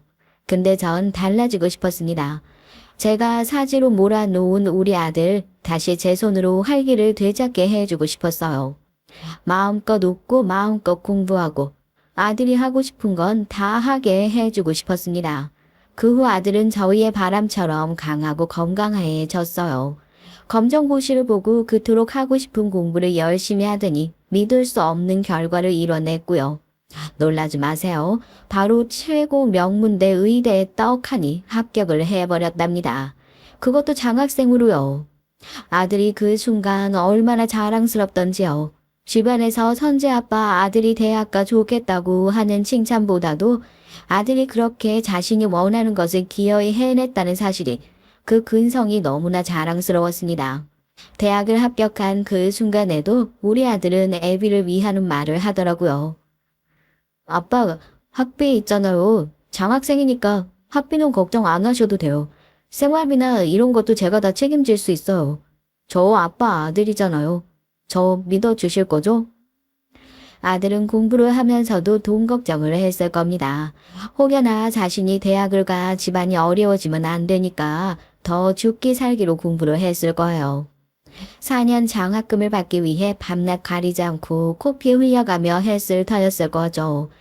이미 자신 때문에 기울어진 집안이었으니 더욱 짐이 되고 싶지 않았겠죠. 그 마음을 고스란히 느낄 수 있었던 전 그저 우리 아들 너무 고생했다 한마디로 꽉 아들을 안으며 제 마음을 전달했습니다. 그것이 무뚝뚝하고 가부장적인 아버지가 아들에게 해줄 수 있는 유일한 표현 방식이었네요. 그 후 아들이 서울로 올라가 의사가 되기 위한 밟는 과정을 성실히 보내는 동안 저희 부부는 다른 자식들과 함께 농사를 지었어요. 자식이 도와주니 농사가 한결 더 수월하긴 하더군요. 그제야 숨이 트이는 것 같았습니다. 사실 만약 다른 자식들도 대학을 가겠다고 나갔으면 돈이 더 들 터였는데 이기적이지만 조금 안심이 되기도 했어요. 특히 우리 장녀는 매일 어깨를 주물러주며 자신이 일감 하나라도 더 받아내려고 하기도 했습니다. 자식들이 모두 착하고 건실했죠. 그런데 그 시기 집안에 일이 터지고 말았습니다. 지금껏 제가 언급하지 않았던 막내에 관한 문제인데요. 막내는 어느 쪽 피를 물려받은 건지 어렸을 적부터 무척 장난기가 많고 정신이 산만한 애였어요. 문제는 여기서 그치지 않고 나이가 들자 다른 아이들을 때리고 다닌다는 것이었습니다. 왜 때렸냐 물으면 그냥 아무 이유 없이 때렸다네요. 재밌다고도 했고요. 저 기가 차서 말이 안 나왔습니다. 학교에 수도 없이 불려갔는데 셋째 아들과는 달리 다른 이유로 불려가는 것이 허망하고도 제 처지가 우스웠네요. 피해자 학생의 부모에서 가해자 학생의 부모로 바뀌었다는 것이 말입니다.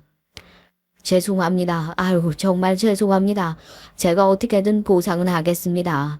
저 또래 애들한테 맞고 자란 아들이 있는지라 그 심정을 누구보다 잘 아는데 아유, 너무 죄송합니다. 피해자 부모에겐 이렇게 빌어야 했죠. 그러던 어느 날 막내 녀석이 제대로 사고를 치고 만 것입니다.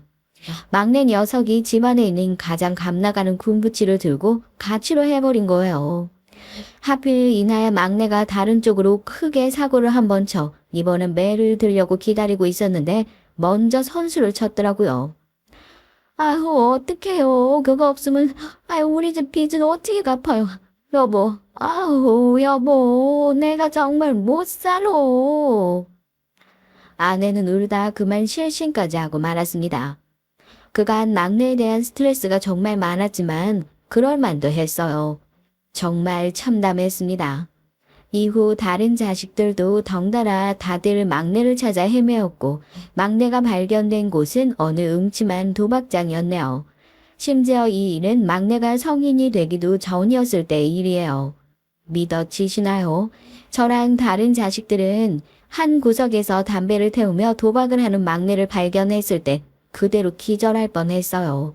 그리고 얼마나 화가 나던지요. 전 도박장을 운영하는 사람에게 어떻게 미성년자까지 받아주냐며 길길이 날뛰었는데 그 사람 하는 말이 막내가 자기 나이를 한창 10살 위로 속여 전혀 몰랐다고 하더라고요.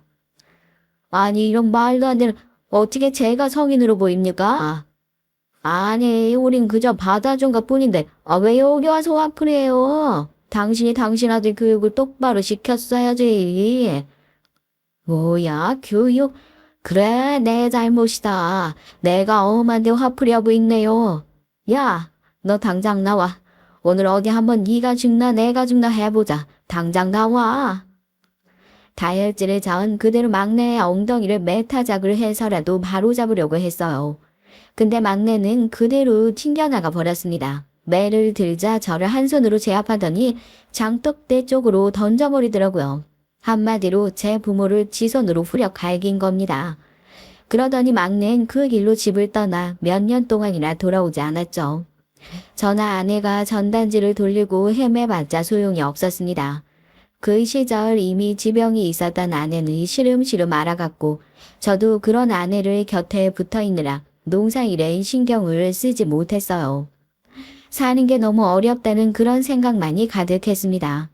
사는 게 마치 시련이고 고통 같다는 생각이요. 아내도 그랬을까요? 그러던 어느 날 아내는 막내의 이름을 부르다 세상을 떠나버렸습니다. 여보, 우리 막내 막둥이 꼭 찾아와줘요. 우리 아들 당신이 책임지고 내 부탁 들어줄 수 있죠? 나 당신에게 뭐 부탁한 적 없으니 이 부탁만은 꼭 들어줘요. 부탁해요. 아내는 마지막 쓸쓸하게 그 한마디를 남기고 작은 방 한켠에서 죽음의 길로 천천히 멀어져 갔답니다. 아내가 떠난 마지막 날 아직도 전 잊을 수가 없네요. 딱 지금처럼 쌀쌀하고 쓸쓸한 가을날이었거든요. 하지만 그때 전 아내를 묻고 나오며 아내는 다시 찾지 않겠다 여겼습니다. 왜냐하면 아내가 죽은 게 모두 막내 때문인 것 같았기 때문이죠. 그리고 다른 자식들도 이제는 하나 둘 장가 들고 시집을 가보고 있었기에 전 인생의 다른 방향을 보기로 결심했어요. 손주를 끼고 행복하게 늙어가는 모습을 늘 꿈꿔왔는데 이제라도 사람으로서 그 꿈을 꾸고 싶었습니다. 저도 나이가 적지 않겠다. 아이들과 함께 손주들과 함께 평온하게 살아보고 싶었죠. 그러던 중 셋째에게 오랜만에 소식이 들려왔습니다. 셋째가 당시 큰 대학병원에서 일하던 중이었는데 워낙 바빠서 전화 한 통 할 시간이 없었죠. 그런데 그런 셋째가 전화가 와서 며느리 될 사람을 소개시켜주고 싶다고 하더라고요. 뭐라고? 며느리를? 아니, 네가 어떻게 이혼을 다 했냐? 아버지도 참, 저도 사람이에요. 그 참, 알겠다. 얼른 보고 싶으니까 데리고 와봐. 며느린 자기와 같은 의사라고 하더군요. 사실 셋째는 숫기가 없고 무척 내성적이었기에 이 녀석이 어떻게 여자를 만났는지 그것부터가 의문이더라고요. 근데 같은 의사라니 거기다 실제로 찾아온 며느라기가 될 아기가 무척 활발한 성격이었기에 더더욱이나 놀랐습니다. 안녕하세요, 아버님. 들은 것보다 실제로 보니까 훨씬 미남이시네요. 이 사람이 아버님 칭찬을 얼마나 많이 했는지 몰라요. 저도 이렇게 실제로 뵈니까 좋네요. 내 아버님이 궁금했거든요. 시키지 않아도 말을 조잘조잘 웃는 얼굴로 떠드는데 그 안에 사람을 향한 다정함이 깃들어 있었습니다. 늙은 제 눈엔 그게 다 훤히 보였죠. 낯을 가리지 않고 사교적이고 다정한 그런 모습 말입니다. 사실 아픈 손가락이었던 셋째에게 아쉬운 점이 있었다면 사람에 대한 친화력, 사교성 그런 것들이었는데 셋째와는 완전히 정반대되는 모습에 마음이 절로 놓였어요. 이래서 운명의 짝이라는 말이 있는 거구나. 집신도 제 짝이 있다고 하는 거구나 싶었답니다. 다른 자식들은 하나같이 자기와 비슷한 성격 혹은 직업을 가진 아이들을 사위 며느리로 데리고 들어왔는데 셋째만이 다른 게 신기하고 기특하기도 했어요. 그런데 전 상견례를 가지고 셋째를 장가 보내게 됐죠. 그런데 한 가지 특이한 점이 있었으니 그렇게나 활발해 보이던 며느리에겐 상상치도 못한 과거가 있었더라고요. 사실 전 많이 놀랐고 놀란 티를 내지 않으려 했지만 아마 티가 났을 겁니다. 며느리가 바로 고아라는 거예요. 가족들이 많은 다복한 집안에서 자랐을 것 같은 며느린 수녀님이 자기를 키우셨다며 상견례장에도 인상이 차분한 수녀님 한 분을 모셔왔습니다. 아버님, 사실은 제가 좀 부끄럽기도 한데 전 내내 고아원에서 자랐어요. 한번 입양을 갔던 적도 있었는데 그쪽 집안 사정 때문에 파양도 당한 경험이 있고요. 이 일을 입 밖으로 꺼내야 할지 말아야 할지 많이 고민도 되고 혹시나 아버님이 싫어할까봐 걱정도 됐는데요. 그래도 말씀을 드려야 할 것 같아서요. 그랬구나. 며느리는 수녀님 밑에서 자라는 게 결코 힘들지 않았다며 오히려 많은 걸 배울 수 있었다고 말하더군요. 오히려 제가 힘들었던 건 사람들의 시선이었어요. 전 아무렇지 않은데 사람들은 저를 불쌍하게 보더라고요. 되게 힘들었겠다, 고생 많았겠다, 이렇게요. 절 불쌍하게 보는 시선이 오히려 더 힘들었어요.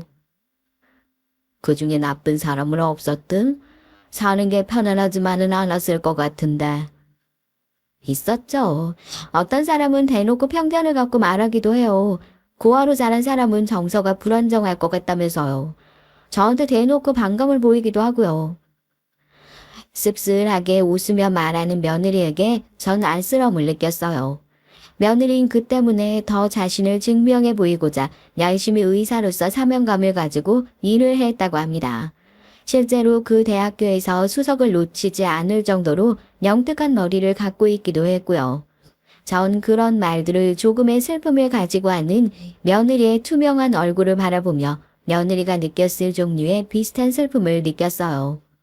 며느리에게 더 마음이 가게 되더라고요. 그리고 왜였을까요? 저도 모르게 묵묵히 말을 들어주다 언제든 부담 갖지 말고 기대하라고 답해 주었네요. 사는 게 힘들었을 테니 믿을 사람도 별로 없었겠구나. 내 아들과 결혼해줘서 고맙다. 언제든 부담 갖지 말고 말하고 싶은 거 있으면 말하고 그러렴. 이런 낙단지러운 말은 아내에게도 하지 못했던 말인데 스스로도 당황스러웠답니다. 며느리는 잠시 놀란 듯하다 고개를 서둘러 끄덕였고요. 아마도 제 눈엔 보였던 듯해요. 며느리가 웃고 있지만 사실은 무척이나 고통스럽고 힘들었을 것이라고. 사람들이 시선을 버티고 서 있느라 어느 정도는 많이 아팠을 것이라고요. 며느리에게 아들이 어떤 점이 좋았냐 물으니까 수줍은 말투로 자신을 판단하지 않는 것이 좋았다고 하더라고요. 아들이 책만 보고 산 덕에 그저 정직하게 대답하고 정직하게 사람을 대하는 방식이 며느린 좋았나 봅니다. 지금껏 자신이 대한 사람들과 달리요. 그랬구나. 이제야 알겠다. 왜 둘이 천생연분인지. 그제야 전 무릎을 탁 치며 빙그레 웃었습니다. 잘 만났다 싶어서요. 셋째 아들에게도 며느리에게 잘 해주라 당부하고 그렇게 셋째까지 장가를 보내고 나자 전 마치 해결하지 못한 숙제를 해결한 듯 마음이 가벼워졌어요. 그런데 이때 일이 일어난 것이죠. 알콩달콩 신혼생활을 보내고 있던 아들 부부에게 연락이 온 겁니다. 며느리가 갑자기 의사생활을 할 수도 없을 만큼 몸이 안 좋아져서 시골에 요양을 해야 한다고요. 뭐라고? 세상에. 뭐 이런 거에 걸린 거야? 검사를 해본 게지? 네, 검사는 해봤는데 정확한 진단을 못 내리겠어요. 저도 모르겠어요. 의사도 모르는 병들이 있어요. 원인이 정확히 뭔지 모르는. 근데 아무래도 제가 그 케이스인 것 같아요. 몸에 아무 기력이 없고 설거지만 해도 기운이 쭉 빠져요. 늘 웃고 있던 며느리 얼굴은 너무도 지쳐 있었습니다. 마치 히말라야 산 등산이라도 한번 갔다 온 사람처럼요. 아마도 정신적인 것에서 원인이 있었던 건지 자신도 잘 모르겠다고 하니까 저도 당연히 알 길이 없었죠. 며느리님이 받을 만큼 검사를 받아왔기에 마지막 희망의 보루로 선택한 것이 요양이었습니다. 이왕 요양하는 거 저희 고향에서 휴식을 취하기로 했고요. 아들도 걱정이 많이 됐는지 잠시 병원 생활을 접고 며느리 곁으로 왔습니다. 그렇게 다들 장가가고 시집 가느라 자식들이 떠나고 저 홀로 있던 집 옆집으로 아들과 며느리가 들어오게 됐네요. 아버님, 제가 와서 괜히 불편하신 거 아니죠? 그럴 리가. 아가 오히려 적적한 집 옆에 니들이 와서 좋지. 그보다 너야말로 시골 생활 불편할 텐데. 아니요. 전 오히려 공기도 좋고 풀레음도 좋고 마음이 고요해져서 너무 좋아요. 다행히 며느리는 시골 생활을 좋아했답니다. 자기와 너무 잘 맞는다고 유년 시절을 보낸 제 아들이 부럽다고 하더라고요.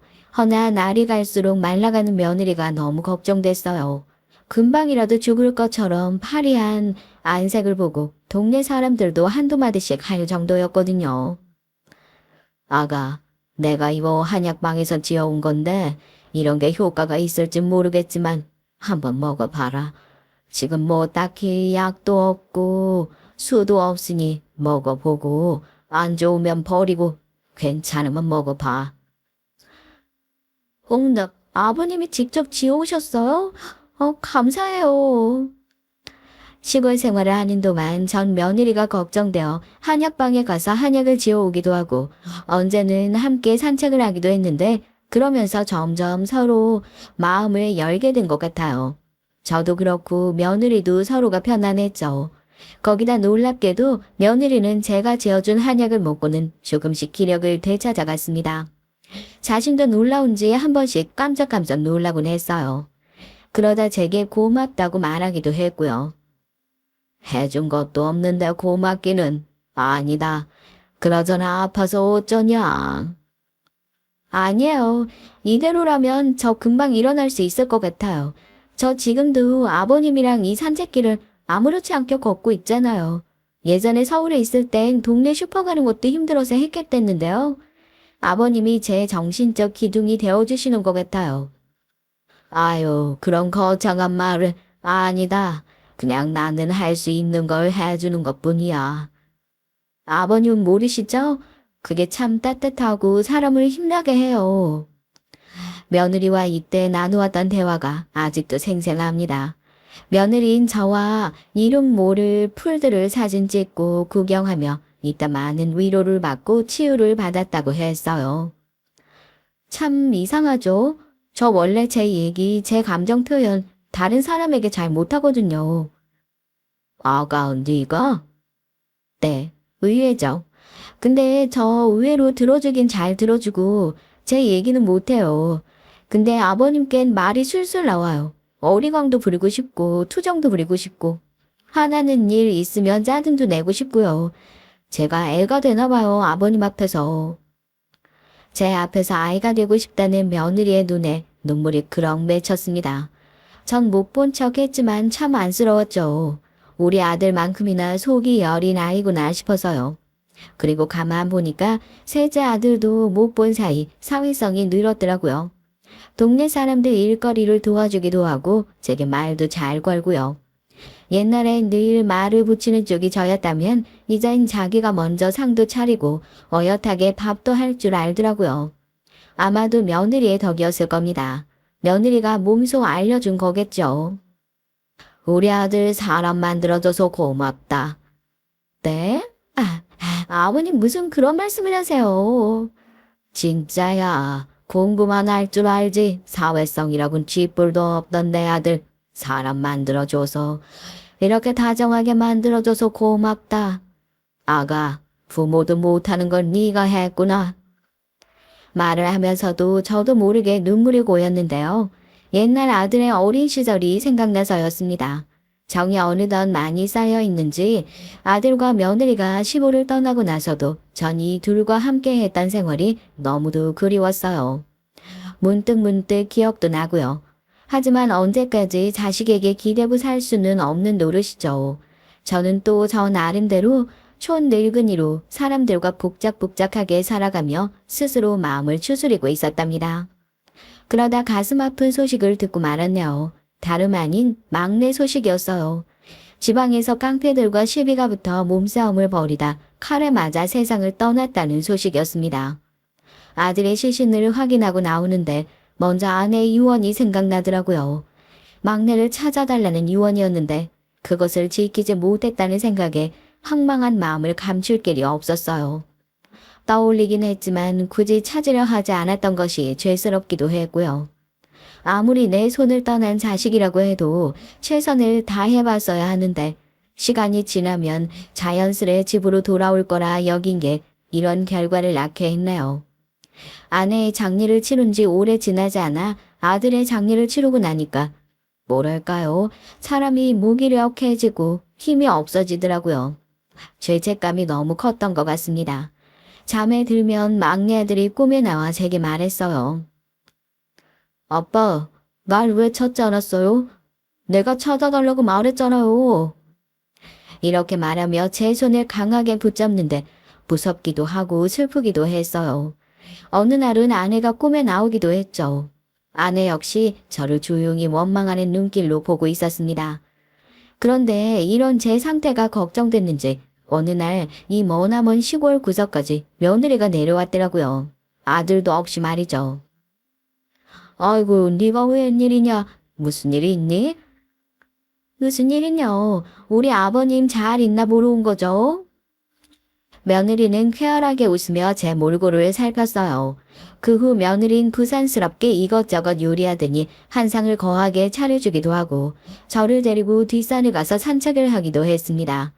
며느리인 산책을 하며 과거 자신이 아버님 덕에 몸을 회복했던 것을 말하며 아직도 그때 일이 너무 감사했다고 말하더군요. 그날 바로 갈 줄 알았는데 그리고 나서도 며느리는 꽤나 오랜 시간을 머물렀습니다.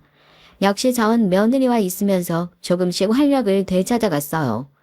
그런데 떠나는 날 며느리가 다소 놀라운 제안을 하더라고요. 아버님, 저 아버님을 서울 집으로 모시고 올라오고 싶은데 어떻게 생각하세요? 저 사실 그 여자애 안 드리려고 여기 온 거예요. 내가 너희 집으로? 아니다. 너희가 너무 불편하지. 내가 가면 무슨 도움이 되겠니? 너희 아무래도 바쁜데 짐 되고 싶지 않다. 난 여기가 편해. 처음엔 당연히 거절을 했죠. 근데 며느리는 앞으로 나이 드시면 드실수록 병원 갈 일도 많아질 것이고 시골 생활은 충분히 하셨으니 서울에 와서 함께 시간을 보내자고 말을 하더라고요. 물론 시골 생활은 적적했고 마음은 울적했으니 가고 싶은 마음은 굴뚝 같았습니다. 다만 아들 며느리가 지금은 저를 위한답시고 제안을 해줘도 나중엔 제 존재 자체가 짐이 될까봐 그게 걱정이 됐던 거죠. 하지만 역시나 우리 며느린 불굴의 의지로 어떻게든 저를 서울로 끌고 올라가려고 했고 전 넘어가고야 말았네요. 그렇게 아들 며느리 집에 얹혀 서울살이를 시작하게 됐습니다. 거의 오랜 시간을 시골에서만 있었던지라 서울 생활은 정말 낯설고 또 신기했는데요. 나이가 들어서도 호기심은 줄어드는 법이 없는지 시골에 없는 번쩍번쩍한 건물과 질비한 커피숍들, 젊은 사람들의 옷차림 이런 것들이 죄다 신기하고 재밌게 느껴지더라고요. 제가 허리가 불편해서 오래 걷질 못하는데 서울에선 꽤나 많이 걸은 것 같아요. 그렇게 걷고 돌아와서 며느리에게 오늘 무엇을 봤다 이런 얘기를 하면 며느리는 웃으며 잘 호응을 해줬습니다. 덩달아 제게 아버님이 이렇게 사랑스러운 분인 줄 몰랐어요 하면서 제가 좋아하는 것 같은 간식들을 챙겨주더라고요. 아버님, 이거 저번에 아버님이 맛있다고 해서 사와봤어요. 서울은 시골과는 달리 먹거리도 넘쳐나 먹을 것도 참 많았는데 TV에서만 보고 안 먹어본 음식도 많았습니다. 태국 음식이니 인도 음식부터 시작해서 빵 종류도 다양했죠. 빵을 좋아했지만 잘 먹진 않았는데 서울에 와서는 식성도 달라졌고요. 그 과정을 통해 전 한 번의 상실을 딛고 또 일어서게 됐습니다. 우리 며느리는 제가 좋아진 걸 보고 그 누구보다 기뻐해 줬어요. 제 건강검진이며 이런 것들을 손수 챙겨준 것도 며느리죠. 물론 아들 녀석도 저를 많이 챙기러 들긴 했지만 의사 생활과 더불어 하고 싶은 사업이 있다며 틈틈이 미국으로 가게 되면서 많이 보지 못했습니다. 그런데 이때 아들이 미국으로 가는 것을 말렸어야 했는데 아직도 후회를 합니다. 그렇게 서울에 와서 손주도 보고 오순도순 사느라 전 시간이 어떻게 흘러가는지도 모르고 지나간 것 같아요. 뒤돌아보면 너무 빠르게 흘러갔다 싶을 만큼 아쉽고 또 아쉬운 시간입니다. 왜냐하면 그 뒤 제게 일어난 또 한 번의 상실은 정말 저를 주저앉게 만들었거든요. 어느 날 산책을 갔다 왔더니 며느리가 엉엉 울고 있었고 분위기가 심상치 않았어요. 무슨 일이냐? 무슨 일이 있어? 제 말에 며느리는 한참 있다 더듬더듬 말을 이었습니다. 그이가 미국에서 교통사고로 크게 다쳤다고 해요. 심지어 아들은 상황이 좋지 않다고 했습니다. 다급히 며느리와 함께 처음 미국이란 땅으로 가서 상태를 확인했지만 이미 너무 늦어 있었어요. 아들의 담당 외국인 선생님이 뭐라고 말하는데 영어를 알아들을 수가 없더라고요. 저 양반이 도대체 뭐라는 거냐? 영원히 알아들을 수가 없어. 어떡하면 좋아요, 아버님. 우리 그이 살 확률이 낮아요. 저 어떻게 살아야 돼요? 생존율이 15% 정도래요. 저 역시 그 15라는 숫자가 너무나 무섭고 두려웠습니다. 며느리를 한번 살린 것처럼 아들도 어떻게든 살려내고 싶었죠. 하지만 사람의 몸이 한번 으깨지고 부서지면 어떻게 이겨내기가 너무나 힘들더라고요.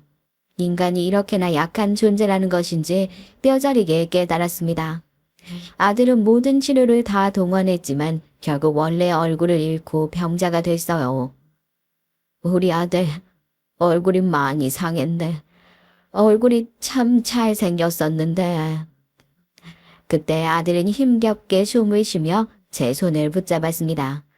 마지막인 것을 직감했던 것 같아요. 눈물이 흘렀습니다. 아빠, 나 이제 엄마 곁으로 갈 때가 된 것 같아요. 가서 엄마 보고 동생 보면 잘 지내왔다고 얘기할게요. 그래, 고맙구나 우리 아들. 고생 많았다. 아빠 아들이어서 고마웠어. 아들과 전 이런 대화를 주고받고 세상을 떠났습니다. 그리고 아들은 장기기증 신청자였기에 세상을 떠나면서 다른 이들에게 생명을 주고 떠났어요. 참으로 아들다운 선택이었죠. 우리 그이가 끝까지 사람을 살리고 갔네요. 평소 한국에 있을 때도 기부를 많이 하던 아들이었는데 마지막 순간까지 그리 숭고하게 떠나고 말았습니다. 장례를 치르고 며느리와 저 단 둘만 집에 들어서는데 저희 유품을 정리하지도 못하고 엉엉 울었어요. 겨우 유품을 정리하고 나자 며느리인 고요한 거실의 침묵을 깨우고 울먹이며 말을 하더라고요. 여기서 아버님까지 떠나면 저 정말 못 살아요. 같이 살아주세요, 아버님. 며느리 무조건 함께 살아야 한다고 주장했습니다. 그땐 저도 며느리가 힘드니 어린 손주들이라도 챙겨주기 위해선 당분간이라도 같이 살아야겠다 생각했어요. 솔직한 말로 저도 며느리가 필요했고요. 아들을 추억하고 그 추억을 얘기할 수 있는 며느리가 옆에 있다면 그나마 상실감이 달라질 것 같아서요. 그만큼 고통스러웠습니다. 하루에도 몇 번씩 이 부질없는 목숨, 그냥 아들을 따라버리고 싶었죠. 1년간 전 며느리의 손이 하나라도 덜 가게 하려고 손주들 학교 가는 걸 챙겨주며 마음을 추스리려고 했습니다. 그러다 1년쯤 지나자 전 슬슬 며느리 곁을 떠나야겠다고 다짐했어요. 왜냐면 며느리 나이가 창창하고 충분히 재혼을 할 수 있었기 때문입니다. 처음엔 며느리의 슬픔이나 저의 슬픔이 너무나 강했기에 그 부분을 고려하지 못했지만 어린 손주들을 챙겨주다 보니까 이 아이들에게도 아빠가 필요하겠다는 생각이 들더라고요. 할아버지, 아빠 보고 싶어요. 그래? 많이 보고 싶니? 네, 너무너무 보고 싶어요. 사실 할아버지도 너무 보고 싶구나. 너무. 아이들이 이렇게 말할 땐 저도 제 아들이 보고 싶어 숨죽여 울곤 했지만 이 소중한 이쁜 아이들에게 아빠가 있다면 더 든든하지 않을까 하는 생각이 자꾸만 들었습니다. 며느리 역시 의사란 번듯한 직업이 있어도 혼자보단 같이 함께할 사람이 필요했고요. 그래서 말하기 힘들었지만 2년 정도가 되었을 쯤 입을 뗐죠. 얘야, 이제 나도 슬슬 고향으로 돌아가 보려고 한다. 너도 이제 조금 마음을 추스렸으니까 우리 둘 다 각자의 생활을 이어가자꾸나. 제 말에 며느리는 섭섭한 반응을 보였습니다. 네? 아버님, 혹시 우리 아이들 챙겨주시는 게 힘드셔서 그래요? 그래도 가족인데 조금만 함께 해주시지. 어디 있어도 가족은 가족이야. 근데 지금은 내가 고향에 가서 쉬어야 할 듯해. 몸도 안 좋고 말이다. 제가 몸이 안 좋다고 하니 며느리는 어쩔 수 없다는 듯 배웅을 해주더라고요. 며느리의 아쉬운 눈길이 강하게 느껴졌지만 애써 떨쳐내고선 버스에 올라탔습니다. 이후 전 며느리의 생일날마다 연락을 해서 간단한 선물 같은 것들을 챙겨줬고 며느리가 원할 땐 함께 저녁을 먹기도 했어요. 아들이 죽은 지 3년이 지났을 즈음에도 며느리인 손주들을 데리고 시골로 내려왔습니다. 제 마음을 생각해서요. 내심 손주가 보고 싶어도 쉽사리 눈치가 보여 연락할 수가 없었는데 그런 며느리에게 고맙고 또 고마웠답니다. 또 시골로 내려온 며느리 손에는 늘 바리바리 무언가가 들려 있었죠. 아버님, 건강 잘 챙기셔야 돼요. 알겠죠? 이건 제가 준비해온 건강식품들인데 몸에 좋대요. 다 드시면 제가 또 챙겨드릴게요. 정말 이제 딸 같은 며느리였습니다. 아들이 없기에 제게 이럴 책임도 의무도 없었지만 쌓였던 정 하나로 딸같이 굴며 잘 해줬어요. 오죽하면 저희 장녀아이가 며느리가 대단하다고 칭찬을 했을 정도니까 말 다 했죠. 사실 아들을 잃고 초반엔 며느리와 얼굴을 마주보고 앉아있으면 어쩔 땐 아들 생각이 나서 마음이 슬퍼지기도 하고 어쩔 땐 이렇게라도 가족으로 묶여있어 다행스럽기도 하고 그랬어요. 근데 시간이 지날수록 며느리가 재혼을 해서 얼른 행복해졌으면 좋겠더라고요. 그래서 어느 날은 마음 먹고 말했습니다. 얘야, 나는 네가 시기를 놓치지 말고 재혼을 했으면 좋겠구나. 너도 아직 젊고 아이들 키우기에도 그게 좋지 않겠니? 그러니 절대 나 신경 쓰지 말고 좋은 사람 있으면 재혼해라. 근데 며느리의 눈에 갑자기 눈물이 고이더라고요. 며느리인 재혼은 생각도 해보지 않았다면서 제게 이런 말을 들은 것이 약간 서운하다고 하더라고요.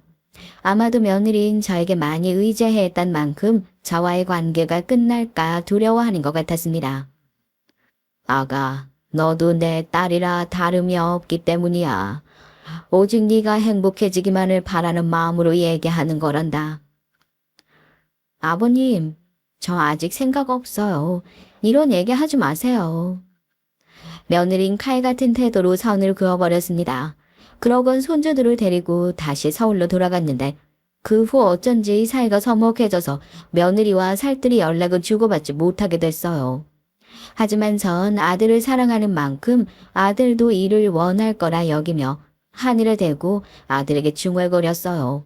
섭섭하겠지만 이 아비를 너무 미워하지 말아달라고요. 그러던 어느 날 아들이 죽은 지 5년 정도가 되었을 때 며느리에게서 오랜만에 연락이 왔어요. 그간 서먹하게 연락을 했던지라 마음이 쓰였는데 연락이 온 거 자체가 반가웠답니다. 근데 며느리의 목소리가 이상할 정도로 작게 떨리고 있었어요. 아버님, 있잖아요. 사실 제가 재혼을 하게 됐어요. 그래서 아버님께 이 사람을 소개시켜드리고 싶어요. 저한텐 아버님이 제 아버지나 다름없으니까요. 이 말에 전 드디어 벌어질 일이 벌어졌구나 하는 생각에 며느리의 집으로 향했습니다. 나름 선물도 챙겨갔죠. 가면선 우리 며느리와 손주들을 건사할 사람이니 좋은 사람이어야 할 텐데 하는 걱정도 있는 한편 아들 생각이 자꾸 나서 눈물이 흘렀습니다. 아들이 만약 살아있다면 이런 일도 없었을 텐데 아들이 이 세상에 없다는 사실이 그날따라 자꾸 상기되어 며느리를 생각하면 기뻐야 하지만 마음이 괴롭더라고요. 그래도 며느리 집 앞에서 눈물을 다 닦아내고 씩씩하게 집으로 들어갔습니다. 아버님 오셨어요? 먼 길 오셨네요. 여기 이분이 제가 결혼할 남자예요.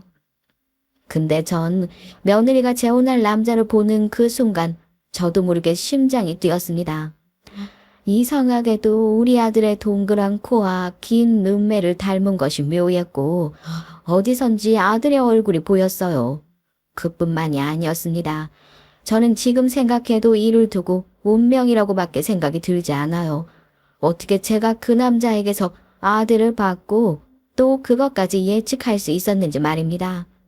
저도 모르게 눈에서 눈물이 흐르더니 이런 어처구니 없는 질문을 하고 말았죠. 혹시 말이다. 이분 우리 아들의 장기를 기증받았던 사람이니? 그 순간 며느리의 눈이 동그랗게 커졌습니다. 며느리는 그제야 울음을 터뜨리며 말하기 시작했습니다. 며느리가 들려준 얘기는 놀랍기도 했고 감격스럽기도 했습니다. 사실 1년 전 제 남편의 심장을 받은 이식자에게 편지를 쓰게 됐어요. 과연 제 남편 심장이 잘 뛰고 있을지 늘 궁금했거든요. 그래야 저도 보람을 느낄 수 있을 것 같았고 나중에 남편을 봐도 떳떳할 수 있을 것 같았어요. 그러자 이분과 직접 만남을 갖게 되어 확인하게 됐는데 사이가 이렇게 발전이 될 줄 몰랐어요. 아버님 부끄럽고 또 죄송합니다. 아니다. 그게 왜 죄송할 일이냐. 축하할 일이지. 내 아들의 심장이 이분에게서 잘 뛰고 있다니 너무 다행이구나. 다행이야. 우리 아들이 너무나 기뻐하고 있을 것 같구나. 괜찮다면 내가 한번 안아봐도 되나요? 아들에 대한 사무치는 그리움이 탁 터져 눈물로 줄줄 새어나오고 있었지만 어딘지 모르게 꽉 막혀있던 가슴이 뚫린 것처럼 속이 편안해졌어요. 전 곧바로 다가가 제 아들의 심장이 뛰고 있는 그 남자를 꼭 껴안으며 말했습니다. 살아있어줘서 고맙다고요. 그 남자도 똑같이 눈물을 흘리며 고맙다는 말을 반복했습니다. 그날 내내 전 우리 아들을 껴안은 듯 비슷한 체격의 그 남자에게서 전 아들을 향해 미처 못했던 사랑한다는 말도 함께 얹어 속삭였죠. 나중에 며느리에게서 유가족과 이식자 간의 서신을 주고받을 수 있게 된 이 법이 만들어진 지가 얼마 안 되었다고 들었어요. 참 안타까운 소식입니다. 그 전에 장기 기증을 하신 분들도 많을 텐데 아마 그간 많이 답답하셨을 것 같습니다. 복이 많은 사람인 전 이 놀라운 인연으로 며느리도 행복해지고 제가 그토록 염원했던 아들과의 만남을 그날의 만남을 통해 달래준 듯 위안을 받았으니 요즘은 하루하루 평온한 하루입니다. 지금까지 들어주셔서 감사하고 마지막으로 저희 아들의 영혼을 위해 기도해 주신다면 너무 감사하겠습니다.